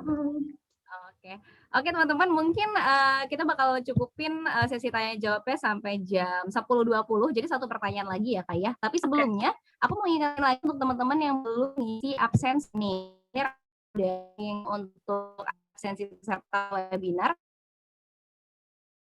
kalian bisa sambil isi ya, kalian isi di bit.ly atau di kolom chat udah di-share sama Raffi. Nah, karena share bisa di notes untuk di-save ke notes kalian. Di situ juga ada beberapa referensi juga ya dari teman-teman, keren-keren nih. Diskusinya lancar ya, seru ya. Maksudnya saling tanya jawabnya oke gitu pertanyaannya. Nah, pertanyaan terakhir Kak, ini dari Assalamualaikum warahmatullahi wabarakatuh. Nama Putra Khairullah dari Polinela juga. Kak, seperti yang udah kita ketahuin, udah 2 tahun belakangan ini perekonomian di Indonesia itu melemah baik di segala sektor bisnis, dari kelas bawah, menengah, sampai kelas atas ya. Pertanyaannya, gimana strategi marketing di masa pandemi seperti ini? Nah, ini adalah salah satu pertanyaan yang relate juga Kak. Apakah dari Cicil sendiri punya strategi khusus yang bisa di-share ke kawan-kawan mahasiswa yang usaha orang tuanya ya itu sedang sulit di masa pandemi? Gimana Kak? Oke, berarti ada 2 ya. Ada 2 pertanyaannya. Yang pertama itu strateginya Cicil sendiri. Terus yang kedua mungkin strategi marketing apa yang bisa ngebantu usahanya orang tua yang di masa pandemi. Ya. Betul. Oke, untuk Cicil sendiri sebenarnya seperti yang tadi Usi udah jelasin di awal sih gitu. Cicil tuh punya satu komunitas mahasiswa ya, namanya Student Ambassador. Dan Student Ambassador ini mungkin, aku juga dulu Student Ambassador nih, teman-teman di Bandung, tapi mungkin Usi juga ya. Ya. Oke, jadi Student Ambassador ini adalah sebuah program yang dicanangkan oleh Cicil, di mana teman-teman mahasiswa itu nanti bisa merasakan pengalaman kerja di startup itu seperti apa. Apa yang mereka lakukan, mereka itu akan mempromosikan Cicil di kampusnya mereka masing-masing, juga menjadi fasilitator nih teman-teman. Jadi kalau misalnya ada temennya kalian yang emang butuh bantuan untuk uang kuliah, ataupun untuk cicilan barang, kita tuh bisa bantu untuk memberikan literasi keuangan ke mereka, sekaligus juga memberikan solusinya kepada mereka. Itu sih yang dulu aku suka ya ketika jadi Student Ambassador. Dan Student Ambassador ini ada banyak ya teman-teman di setiap kampus, jadi kalau misalnya teman-teman mau daftar juga boleh langsung tanya-tanya ke Kak Raffi atau misalnya ke Kak Usi, caranya seperti apa. Nanti ini menjadi salah satu strategi marketing juga. Jadi teman-teman Student Ambassador ini promosiin Cicil, terus juga bekerja sama mungkin dengan event-event yang ada di kampusnya, terus juga bikin event sendiri, mungkin ya di luar maupun di dalam kampusnya. Jadi itu menjadi salah satu strategi juga. Di samping Cicil juga tetap melaksanakan digital marketingnya ya. Teman-teman mungkin di sini suka ada yang dapat iklan-iklan dari Cicil ketika buka IG gitu, atau misalnya dapat email marketing nih dari Cicil tentang info produk apa aja sih yang ada terbaru dari Cicil, atau misalnya ada program-program apa yang bisa teman-teman ikutin. Itu yang pertama yang dilakukan oleh Cicil. Terus yang kedua, strategi marketing apa yang bisa membantu bisnis orang tua di masa pandemi. Yang pertama, kalian ya, kalian sebagai mahasiswa, apalagi mahasiswa ekonomi bisnis, harus berbagi ilmunya ke orang tua, nggak boleh pelit teman-teman. Jadi kayak misalnya kalian ada yang namanya BMC, Business Model Canvas. Mungkin orang tuanya kalian ketika pertama kali bikin bisnis belum tahu ada yang namanya strategi seperti itu, jadi bisnisnya mungkin kurang tepat strateginya atau kurang tepat sasarannya, kalian coba bantu. Mungkin ya tidak secara formal seperti di kuliah ya, cuma ya bisa sharing gitu. Atau mungkin dengan pindah ke ranah digital yang tadinya mungkin promosinya di depan rumah aja jualannya, atau misalnya di tokonya aja gitu. Sekarang coba pakai digital marketing, pakai Instagram Ads yang lebih murah dari sosial media Ads gitu. Atau mungkin pakai microbuzzer atau misalnya influencer, seperti itu bisa. Dan yang ketiga, menurut aku saran yang bisa banget dicoba sama setiap bisnis atau UMKM yang sekarang ada itu adalah berkolaborasi, teman-teman. Berkolaborasi dengan komunitas sesama UMKM ataupun perbankan, atau misalnya kalau teman-teman, aku nggak tahu sih di Lampung ada apa enggak, tapi biasanya suka ada yang namanya inkubator bisnis startup. Itu mereka tuh emang orang-orang yang berkumpul untuk bikin sebuah startup, dan mereka tuh ngadain mentoring juga, coaching juga, terus juga ada dikasih strategi, edukasi pelajaran strategi pemasaran itu seperti apa. Kayak gitu sih menurut aku. Kolaborasi itu, digitalisasi dan kolaborasi itu adalah dua hal yang bisa banget berjalan beriringan dan bisa nge-support bisnis di masa pandemi sekarang ini. Gitu teman-teman. Mudah-mudahan terjawab ya Putra. Thank you Kanap. Kalau misalkan tadi Kanap sempat nyinggung ya ada inkubator atau enggak, ada Kak di Lampung ya namanya. Oke. Nah, Mungkin bisa ke situ juga teman-teman. Nah, ini aku penasaran, mungkin Kathleen boleh secara singkat ya, pertanyaan terakhir, Kathleen. Halo Kathleen, tadi raise hand, mau nanya? Atau Kathleen mungkin Asta kepencet. Caroline, atau kepencet? Mau nanya? Iya Kak. Oke. Silakan Kathleen. Boleh sebutin. Dari mana nih, Polinella? Saya Kathleen Asta Caroline. Saya ingin bertanya kepada Kakak. Kan Kakak dari kecil nih. Pertanyaannya itu kenapa sih Kak mahasiswa-mahasiswa itu harus minjam ke cicil itu? Apa sih keunggulan dari cicil dibanding tempat peminjaman lainnya? Terima kasih. Oke, thank you Kathleen. Ini waktunya kita untuk branding ya. Terima kasih loh. Itu pertanyaannya ya. Terima Makasih kasih. banyak. Terima Boleh kasih Kanap pertanyaannya. langsung aja. Makasih banyak ya. Free endorsement ya. Iya. Boleh Kanap, silakan diekspos. Ternyata langsung. boleh pertanyaan kayak gitu ya. Boleh. Oke. Kenapa mungkin harus pakai cicil? Nggak harus ya teman-teman. Kalau misalnya kalian nggak ada kebutuhan, aku malah tidak menyarankan kalian untuk pakai cicil. Tapi kalau misalnya kalian benar-benar butuh nih untuk memenuhi kebutuhan kuliah kalian, kayak misalnya sekarang kan kuliah sering banget nih, aku juga ngedengar dari teman-teman ambasador nih, Usi, kayak aku kalau misalnya di HP doang, HP-nya panas terus mati katanya gitu. Kentang ya. Iya, kentang katanya. Jadi aku harus beli laptop, tapi mungkin yang murah aja, yang sesuai dengan kebutuhan aku. Nah, teman-teman itu bisa pakai cicil. Kenapa? Yang pertama nih, teman-teman yang mesti kalian tahu bahwa cicil itu sudah terdaftar dan diawasi oleh Otoritas Jasa Keuangan atau OJK, juga merupakan bagian dari Asosiasi Fintech Pendanaan Bersama Indonesia atau AFPI. Artinya apa? Artinya segala kegiatan yang berada di bawah dan di dalam cicil itu sudah sesuai dengan kepatuhan yang berlaku di Indonesia. Jadi kalau teman-teman mungkin sering dengar ya sekarang banyak pinjaman online gitu, kalian juga harus berhati-hati, harus dilihat dulu udah terdaftar di OJK dan AFPI atau belum. Itu keunggulannya cicil yang pertama.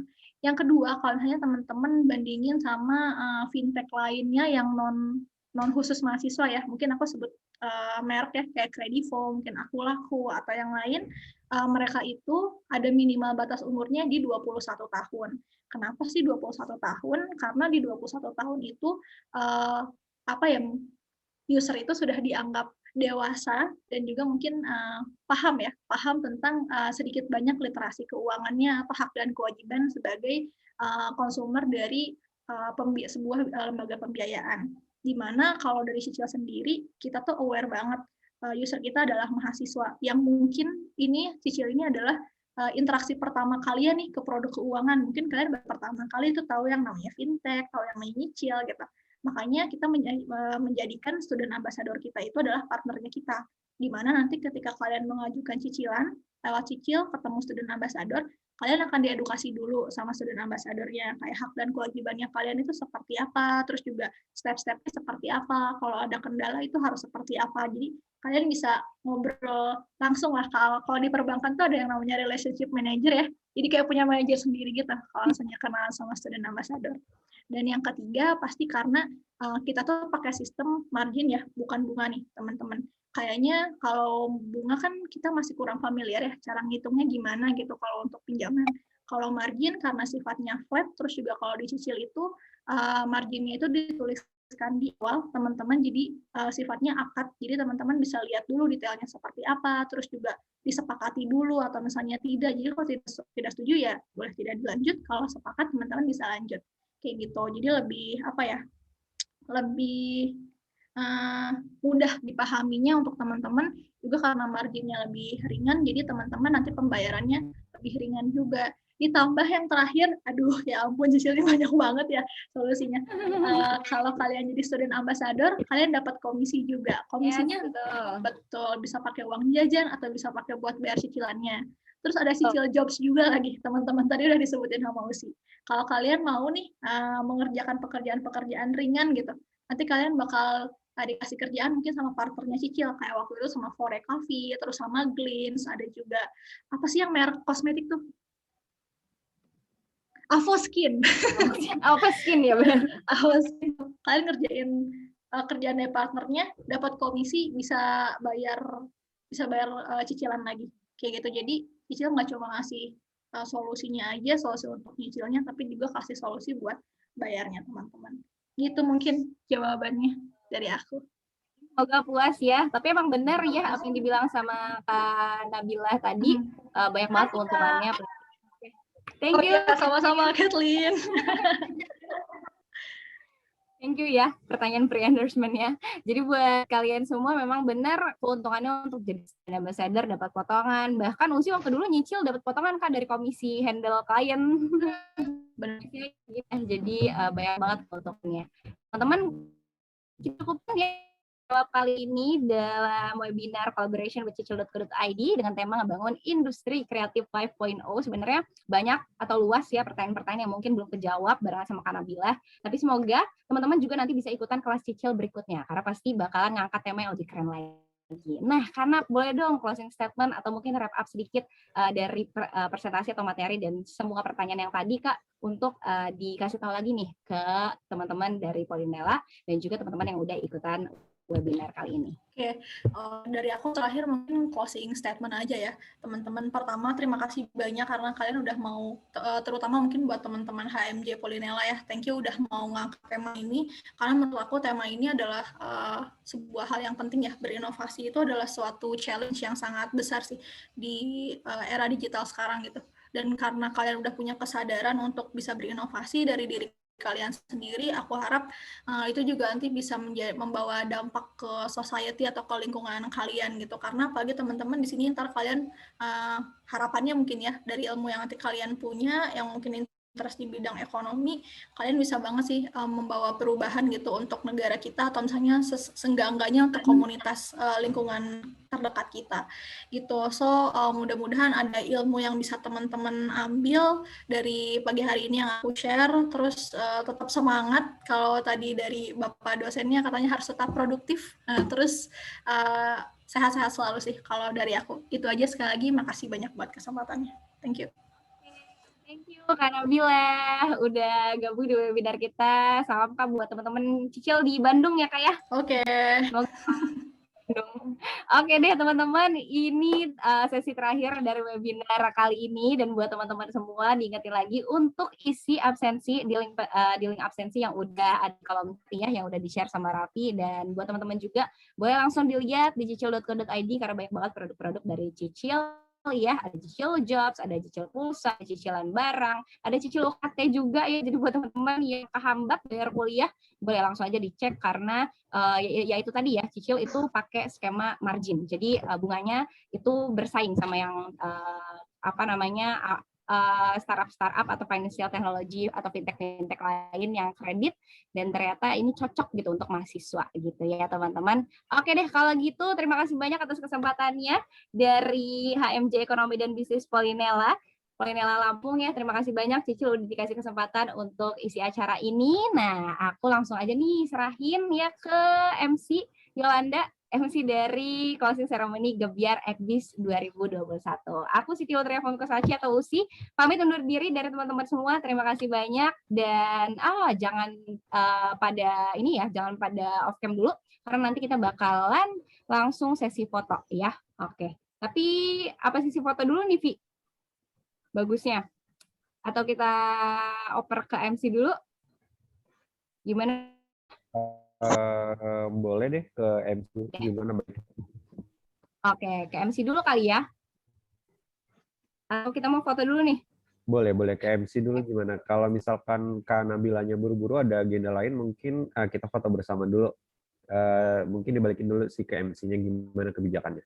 Oke, aku balikin ke MC, ke Yolanda, MC dari Gebyar Ekbis 2021. Silakan Yolanda. Terima kasih Kak. Jadi demikian teman-teman semuanya acara webinar kita pada pagi hari ini yang amat sangat luar biasa ya tentunya. Teman-teman juga para peserta ini pada aktif nih, dan juga para peserta ini pada kepo nih mengenai cicil itu sendiri. Nah, baik dari moderatornya nih yang cantik dan juga pemateri kita yang kece luar biasa, serta materi-materi yang telah disampaikan teman-teman. Jadi teman-teman semuanya, bagi teman-teman yang mempunyai kendala finansial mungkin ya, dapat mengajukan pinjaman atau cicilan nih. Bisa banget nih. Coba bergabung di aplikasi cicil.co.id karena di aplikasi Cicil ini sangat aman ya, jaminannya sangat aman karena sudah terdaftar di bawah OJK atau Otoritas Jasa Keuangan. Jadi teman-teman nggak perlu diraguin lagi nih untuk bergabung dalam cicil.co.id. Baiklah teman-teman semuanya, sebelum melanjutkan ke acara kita yang berikutnya, yaitu pengumuman pemenang lomba, para peserta Zoom meeting diperkenankan untuk istirahat sejenak nih teman-teman, selama 5 menit ya teman-teman. Dan kami ingatkan juga kembali, jangan lupa untuk mengisi link absen yang disediakan oleh pihak Cicil itu sendiri teman-teman, karena link sertifikat akan dibagikan melalui atau didata melalui lisensi tersebut teman-teman.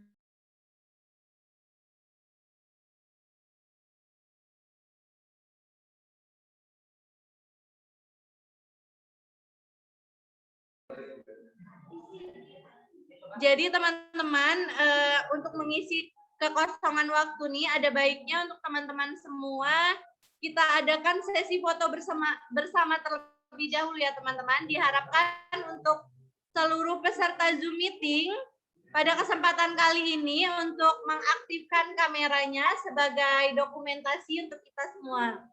Ayo teman-teman yang belum on cam mungkin bisa on kameranya ya teman-teman. Jadi apa ya?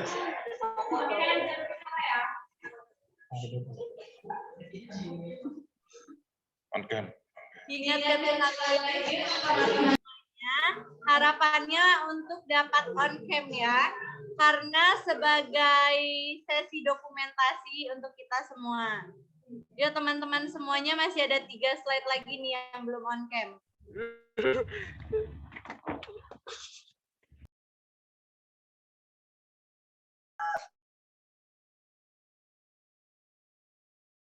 Ya. Mungkin dapat diambil alih oleh panitia dokumentasi ada bertiga, dipersilakan. Kita mulai screen kawan-kawan semua harap on cam ya.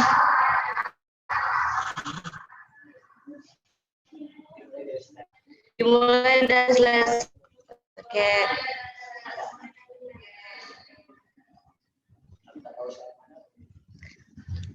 Satu, dua, tiga.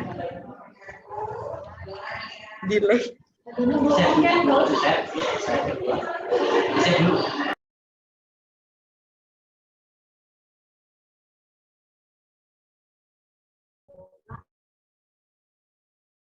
Sekarang slide kedua. Satu, dua, tiga. Slide 3. 1, 2.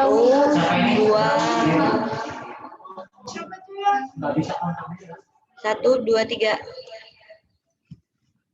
Slide 4. Slide 5. Yang terakhir slide 6.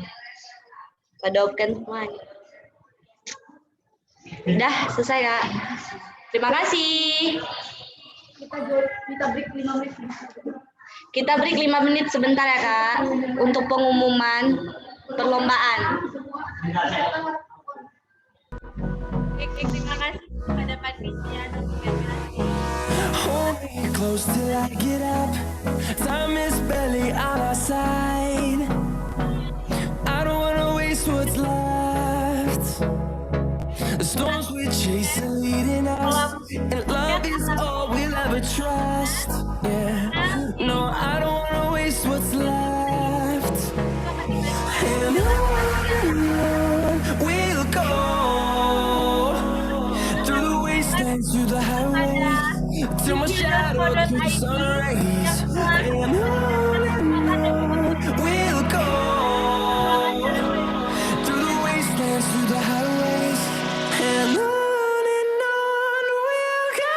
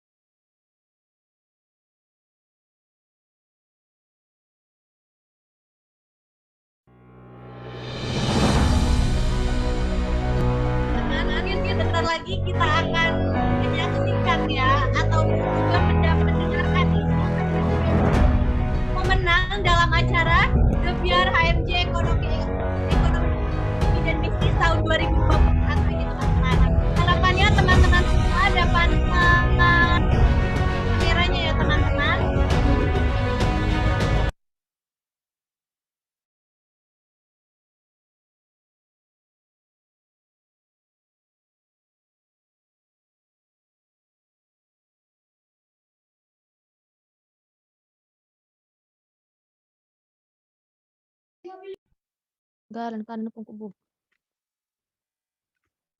Hanggang. Gitu. Gitu kan? Not now. Apa? Ini.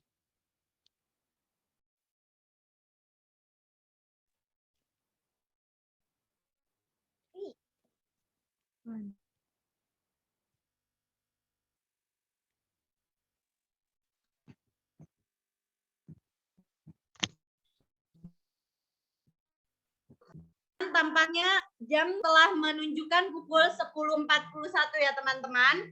Di mana ini merupakan detik-detik pengumuman dari pemenang lomba Gebyar HMJ Ekonomi dan Bisnis tahun 2021 teman-teman.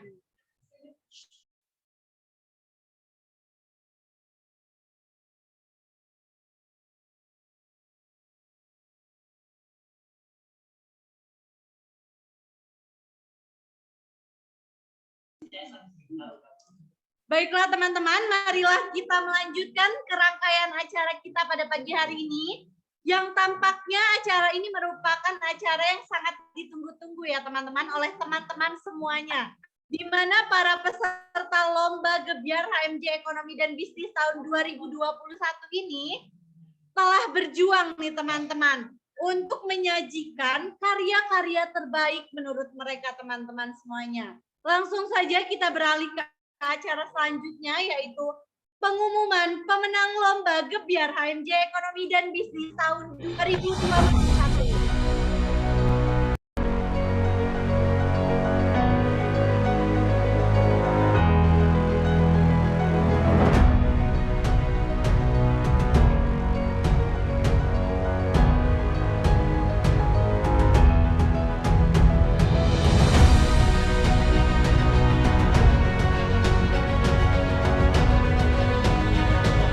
Daripada teman-teman semuanya penasaran nih, langsung saja kita umumkan para pemenang lomba Gebyar HMJ Ekonomi dan Bisnis tahun 2021. Untuk cabang lomba yang pertama, yaitu dari cabang lomba Esai Competition. Agar teman-teman semuanya masih mulai dari juara ketiga ya teman-teman. Siapa nih kira-kira yang akan menjadi juara ketiga dari cabang lomba Esai Competition? Langsung saja kita ucapkan selamat kepada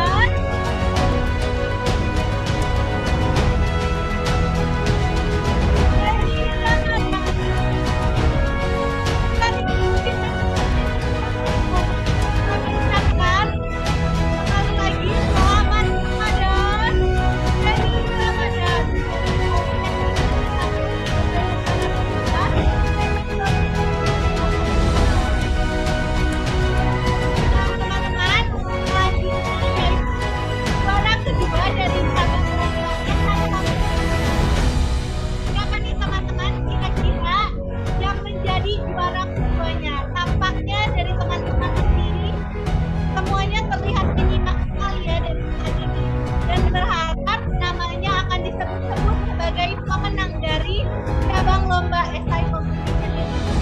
Langsung saja kami ucapkan selamat kepada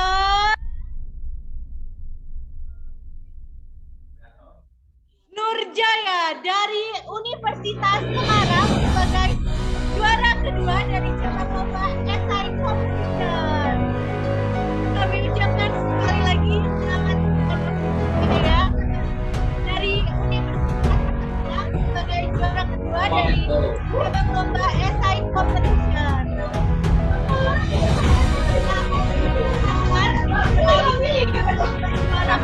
Tiba-tiba boleh ada oleh Alina, jangan iya bersama-sama.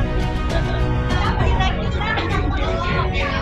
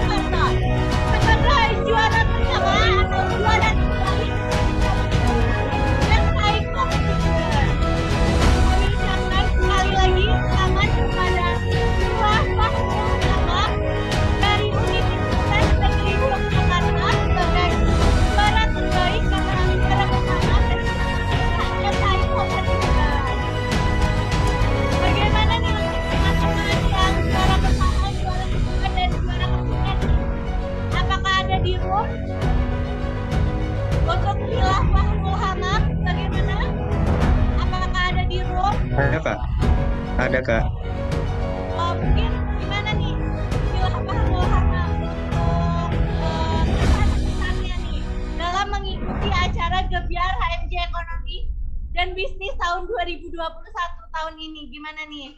Kesan dan pesannya nih.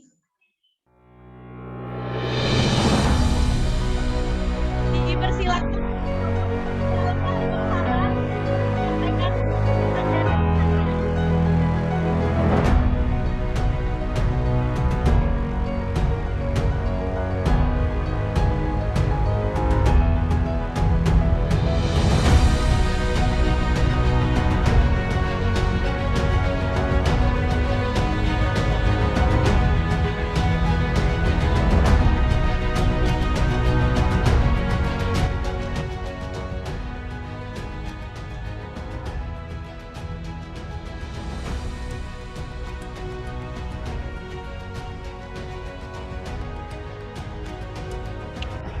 Iya, kepada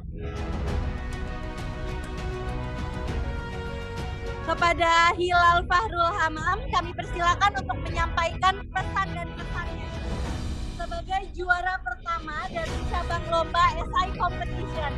Kepada Hilal Fahrul Hamam dipersilakan untuk menyampaikan pesan dan kesannya.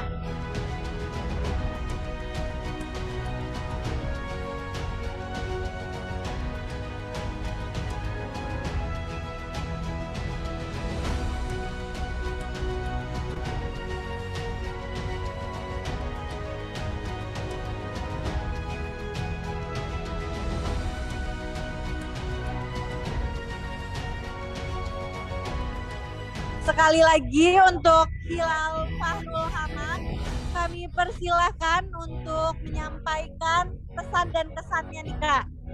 Sebagai juara pertama atau juara terbaik, cabang lomba SI Competition.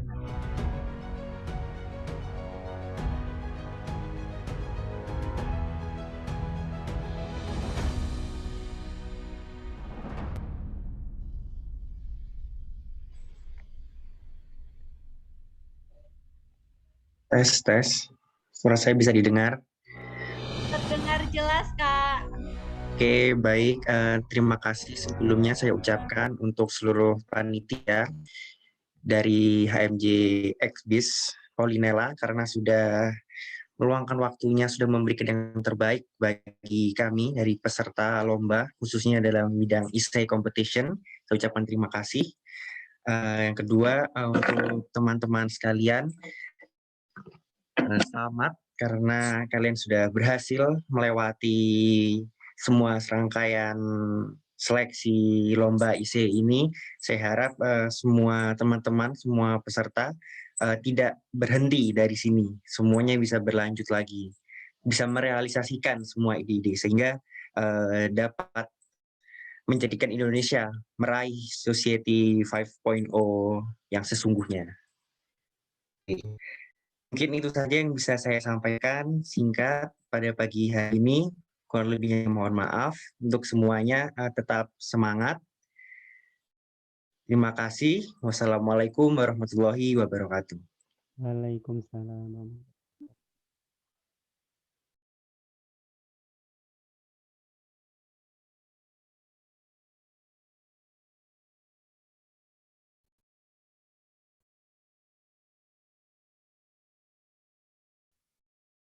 Terima kasih kepada Kak Hilal Fahrul Hamam yang telah menyampaikan pesan dan kesannya selama mengikuti Gebyar HMJ Polinela ini.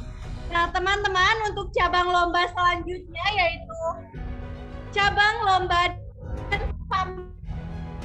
seperti cabang lomba S itu sendiri kita mulai ketiga ya teman-teman.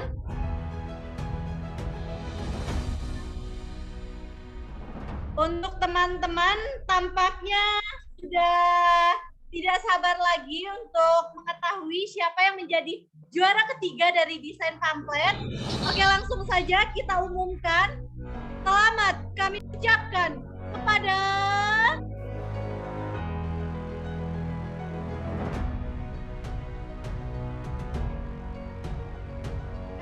kami ucapkan selamat ke Muhammad sebagai desain pamflet.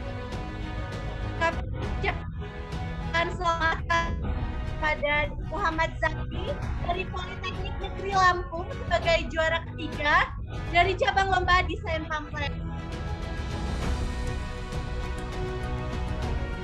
Baik teman-teman, untuk juara selanjutnya yaitu juara kedua dari cabang lomba desain pamflet.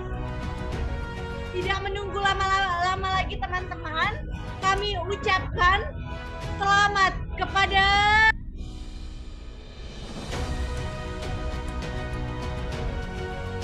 Juli Irwanto dari Politeknik Negeri Lampung sebagai juara kedua dari cabang lomba desain pamflet. Kami ucapkan sekali lagi selamat kepada Juli Irwanto dari Politeknik Negeri Lampung sebagai juara kedua dari cabang lomba desain pamflet. Baik teman-teman, kita beralih ke juara terbaik atau juara pertama yang mungkin teman-teman sendiri tampak deg-degan ya menyaksikan ini. Pengumuman pemenang lomba Gebiar HMJ Ekonomi dan Bisnis ini sendiri, dan langsung saja kita ucapkan selamat kepada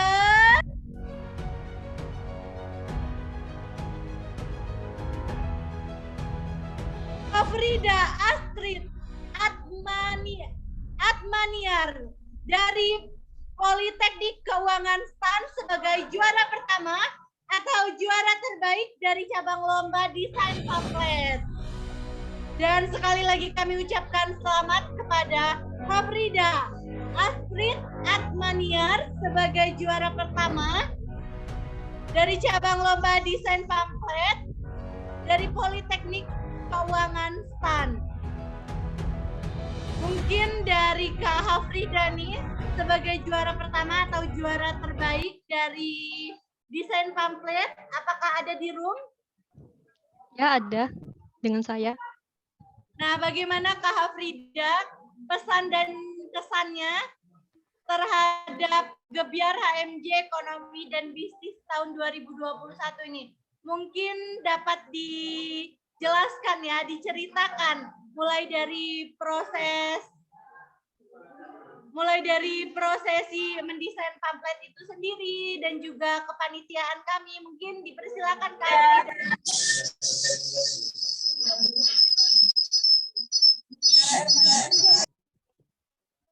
Ya, jadi awalnya itu saya nyari-nyari lomba gitu kan. Terus habis itu ketemu ada lomba nih dari HMJ Ekbis Polinela. Nah, udah saya iseng buat selama proses pembuatannya kira-kira 4-5 hari. Terus saya kumpul dan ya gitu, pokoknya panitianya juga udah baik, udah sangat baik. Terus kesan saya untuk mengikuti lomba ini itu menjadikan karya peserta lain itu sebagai inspirasi. Jadi saya tuh ngelihat desain-desain peserta teman-teman lain itu karyanya bagus-bagus, itu juga sebuah inspirasi juga buat saya. Terus pesan yang ingin saya sampaikan, semoga semua peserta tetap berjuang dan tidak berhenti sampai di sini. Mungkin itu saja yang bisa saya sampaikan. Sekian dan terima kasih. Iya, terima kasih Kak Afrida. Oh ya, Kak Afrida ini sendiri sebelumnya menyangka dan menebak-nebak nggak sih Kak bakal jadi juara pertama nih? Menebak-nebak sih Kak, cuma nggak mau pede banget. Alhamdulillah. Nggak apa-apa sih sebenarnya, pede aja. Siapa tahu kan emang bener nih juara pertama nih. Terima kasih ya Kak Hafrida atas kesan-kesannya. Ya, terima kasih juga panitia HMJ Ekbis. Baik, kita berlanjut ke cabang lomba selanjutnya ya teman-teman, yaitu berasal dari cabang lomba fotografi.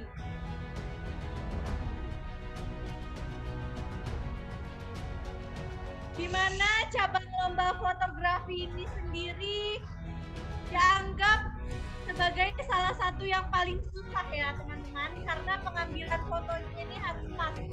Nah, dimulai dari juara ketiga dari cabang lomba fotografi yang mungkin teman-teman dari cabang lomba fotografi, teman-teman pesertanya juga ada di dalam room ini yang sudah menanti-nanti pengumuman ya teman-teman. Kami ucapkan selamat kepada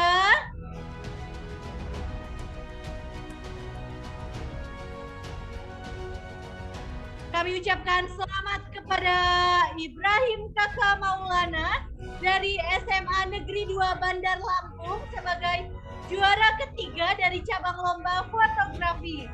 Sekali lagi kami ucapkan selamat kepada Ibrahim Kakak Maulana dari SMA Negeri 2 Bandar Lampung sebagai juara ketiga dari cabang lomba fotografi.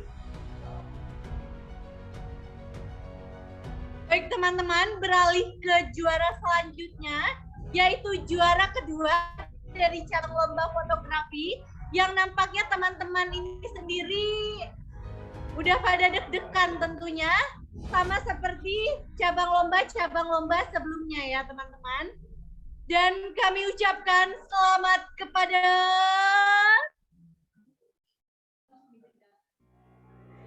Moses Yuda 2 dari SMA Negeri 1 Nganjuk sebagai juara kedua dari cabang lomba fotografi. Kami ucapkan selamat sekali lagi kepada Moses Yuda 2 dari SMA Negeri 1 Nganjuk sebagai juara kedua dari cabang lomba fotografi. Baiklah teman-teman, kita beralih ke juara pertama nih teman-teman, atau juara terbaik dari cabang lomba fotografi teman-teman. Ayo mungkin teman-teman dari peserta fotografi dapat berdoa dulu sebelum pengumuman dari juara pertama dari cabang lomba fotografi. Mungkin dipersilakan untuk doa dalam hati ya teman-teman, semoga menjadi juara terbaiknya. Dan kami ucapkan selamat kepada Zikri Burhan Jaya dari SMA Negeri 2 Jombang sebagai juara pertama atau juara terbaik dari cabang lomba fotografi. Sekali lagi kami ucapkan selamat kepada Zikri Burhan Jaya dari SMA Negeri 2 Jombang sebagai juara pertama atau juara terbaik dari cabang lomba fotografi. Bagaimana nih untuk juara terbaik atau juara pertama dari cabang lomba fotografi? Apakah Kak Zikri Burhan ada di room? Iya, Kak. Oh, nampaknya ada ya teman-teman semua. Bagaimana Kak Zikri Burhan? Mungkin dapat mengaktifkan videonya terlebih dahulu agar teman-teman semua peserta Zoom meeting ini dapat melihat siapa nih yang menjadi juara pertama atau juara terbaik dari cabang lomba fotografi. Gimana Kak pesan-kesannya nih? Mulai dari pengambilan fotonya, karena kan kita tahu fotografi ini lumayan sulit ya bagi kita semua. Dipersilakan Kak. Iya Kak, baik terima kasih. Jadi kesan saya waktu pengambilan itu awalnya sempat ragu dan takut, soalnya kan saya belum punya pengalaman yang bagus juga, tapi saya tiap hari mengambil foto di pasar, kadang di Surabaya, kadang di kota-kota lain,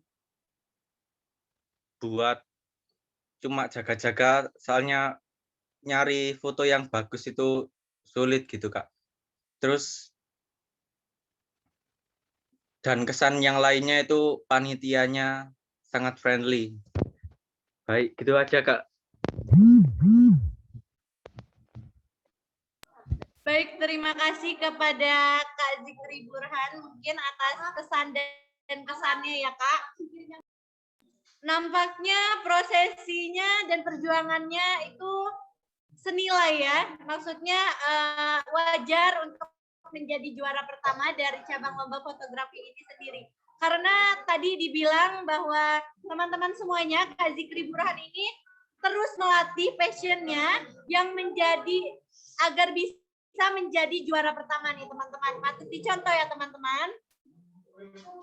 Untuk dari cabang lomba selanjutnya, kita beralih ke cabang lomba selanjutnya, yaitu dari cabang lomba short movie. Kami ucapkan selamat kepada Fimtak Visual sebagai juara ketiga dari cabang lomba short movie. Sekali lagi kami ucapkan selamat kepada Fimtak Visual sebagai juara ketiga dari cabang lomba short movie. Baik teman-teman, kita beralih ke juara kedua atau juara selanjutnya dari cabang lomba short movie ini sendiri. Yang mungkin teman-teman dari short movie ini membutuhkan tenaga yang ekstra ya, baik dari penyusunan skripnya, baik dari pemeran-pemerannya. Langsung saja kami ucapkan selamat kepada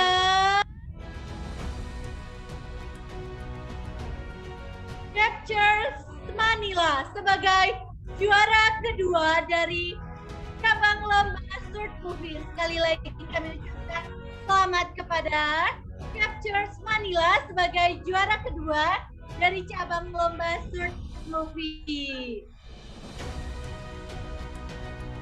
Baik teman-teman, selanjutnya kita beralih ke juara pertama atau juara terbaik dari cabang lomba, mungkin merupakan cabang lomba yang paling susah, yaitu short movie.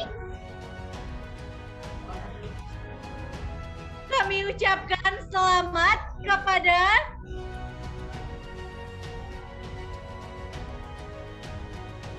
Ismail Fauzi sebagai juara pertama atau juara terbaik dari cabang lomba short movie itu sendiri. Baik, bagaimana nih untuk juara pertama dari cabang lomba short movie, yaitu Ismail Fauzi yang mewakili untuk menyampaikan pesan dan kesannya. Apakah ada di room mungkin? Bagaimana sebagai juara terbaik atau juara pertama? Ismail Fauzi, bagaimana? Apakah ada di room? Wah, mungkin untuk juara kedua dari cabang lomba short movie, bagaimana? Ada di room atau tidak? Captures Manila, bagaimana? Bagaimana nih teman-teman untuk yang juara kedua? Apakah ada di room? Wah, sayang sekali ya teman-teman untuk juara pertama dan juara keduanya ini sedang gangguan nih atau sedang berhalangan karena sedang dalam perjalanan, jadi tidak bisa menyampaikan pesan dan kesannya dalam acara pengumuman ini. Bagaimana untuk juara ketiganya nih? Fimtak Visual, apakah Fimtak Visual ada di dalam Zoom meeting ini? Hadir Kak. Bagaimana nih Kak? Untuk pesan dan kesannya nih selama pembuatan short movie itu sendiri, serta penjurian-penjurian dan juga panitia-panitia yang ada di Gebiar HMJ Ekonomi dan Bisnis tahun 2021 ini Kak. Kepada Fimtak Visual, kami silakan untuk menyampaikan pesan dan kesannya. Yang pertama, terima kasih kepada panitia dan para tim juri yang sudah mempercayai tim saya, tim Fimtik Visual ini sebagai juara 3 untuk proses perjalanan dari awal membuat short movie itu sangat banyak sekali kendalanya, tapi tim saya bisa menjalani itu semua dan bersyukur sampai titik sekarang bisa mendapatkan juara 3 di tingkat nasional ini Kak. Halo Kak.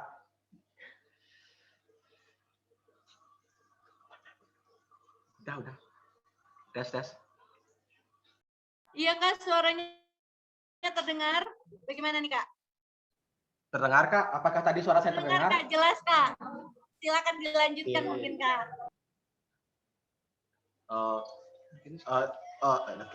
Sekian dari kesan dari tim saya. Semoga untuk selanjutnya saya bisa mendapatkan juara-juara di tingkat nasional lainnya Kak.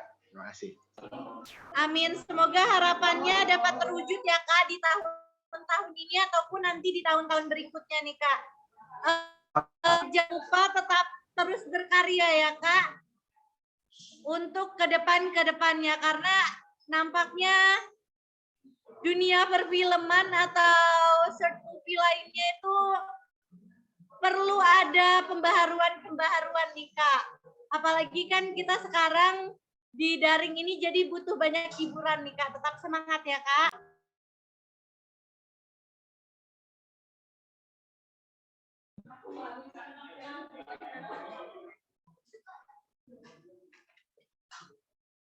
Sekali lagi kami ucapkan selamat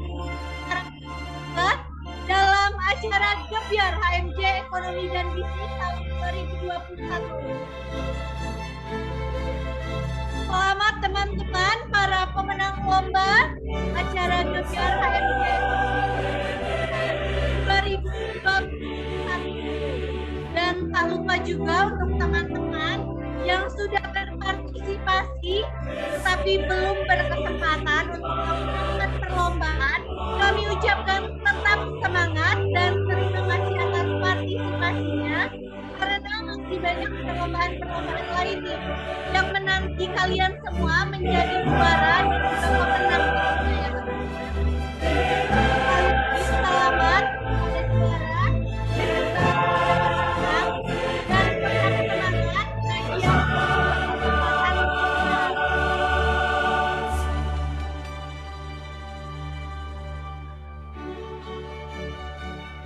terima kasih untuk para peserta semuanya yang telah berpartisipasi di ruang ini dari awal acara sampai dengan acara selesai teman-teman.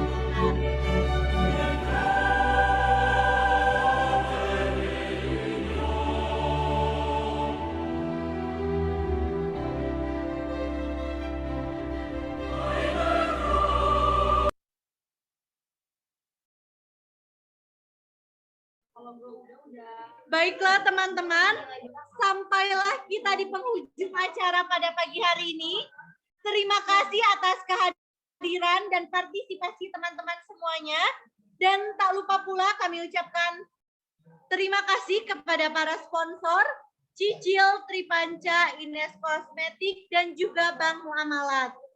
Atas seluruh nama panitia penyelenggara, saya memohon maaf bila ada kata-kata yang kurang berkenan dan juga banyak kekurangan dalam penyelenggaraan acara ini. Terima kasih. Wabillahi taufik wal hidayah. Wassalamualaikum warahmatullahi wabarakatuh.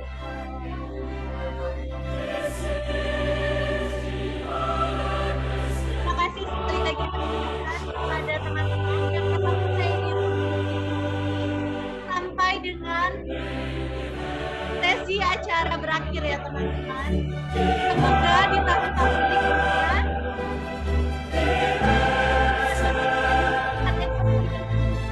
bisa menyelenggarakan acara biar ini tahun berikutnya dan penyelenggaranya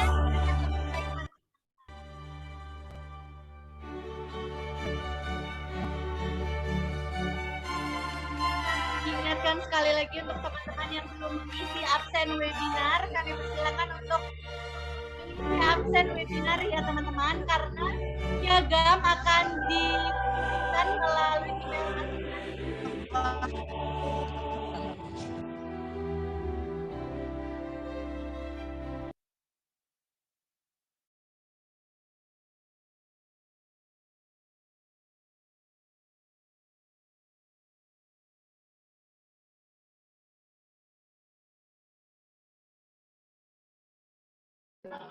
Untuk para pemenang dari cabang lomba SI Competition, pamflet, short movie, dan juga fotografi, mungkin dapat menghubungi panitianya masing-masing untuk pembagian sertifikat serta uang pembinaan ya teman-teman. Maksimal 3 hari dari pengumuman pemenang lomba. Sekali lagi diingatkan, untuk para pemenang dapat menghubungi panitia lomba dari cabang short movie, SI Competition, fotografi, serta desain pamflet agar dapat dibagikan piagam atau sertifikat serta uang pembinaan ya teman-teman.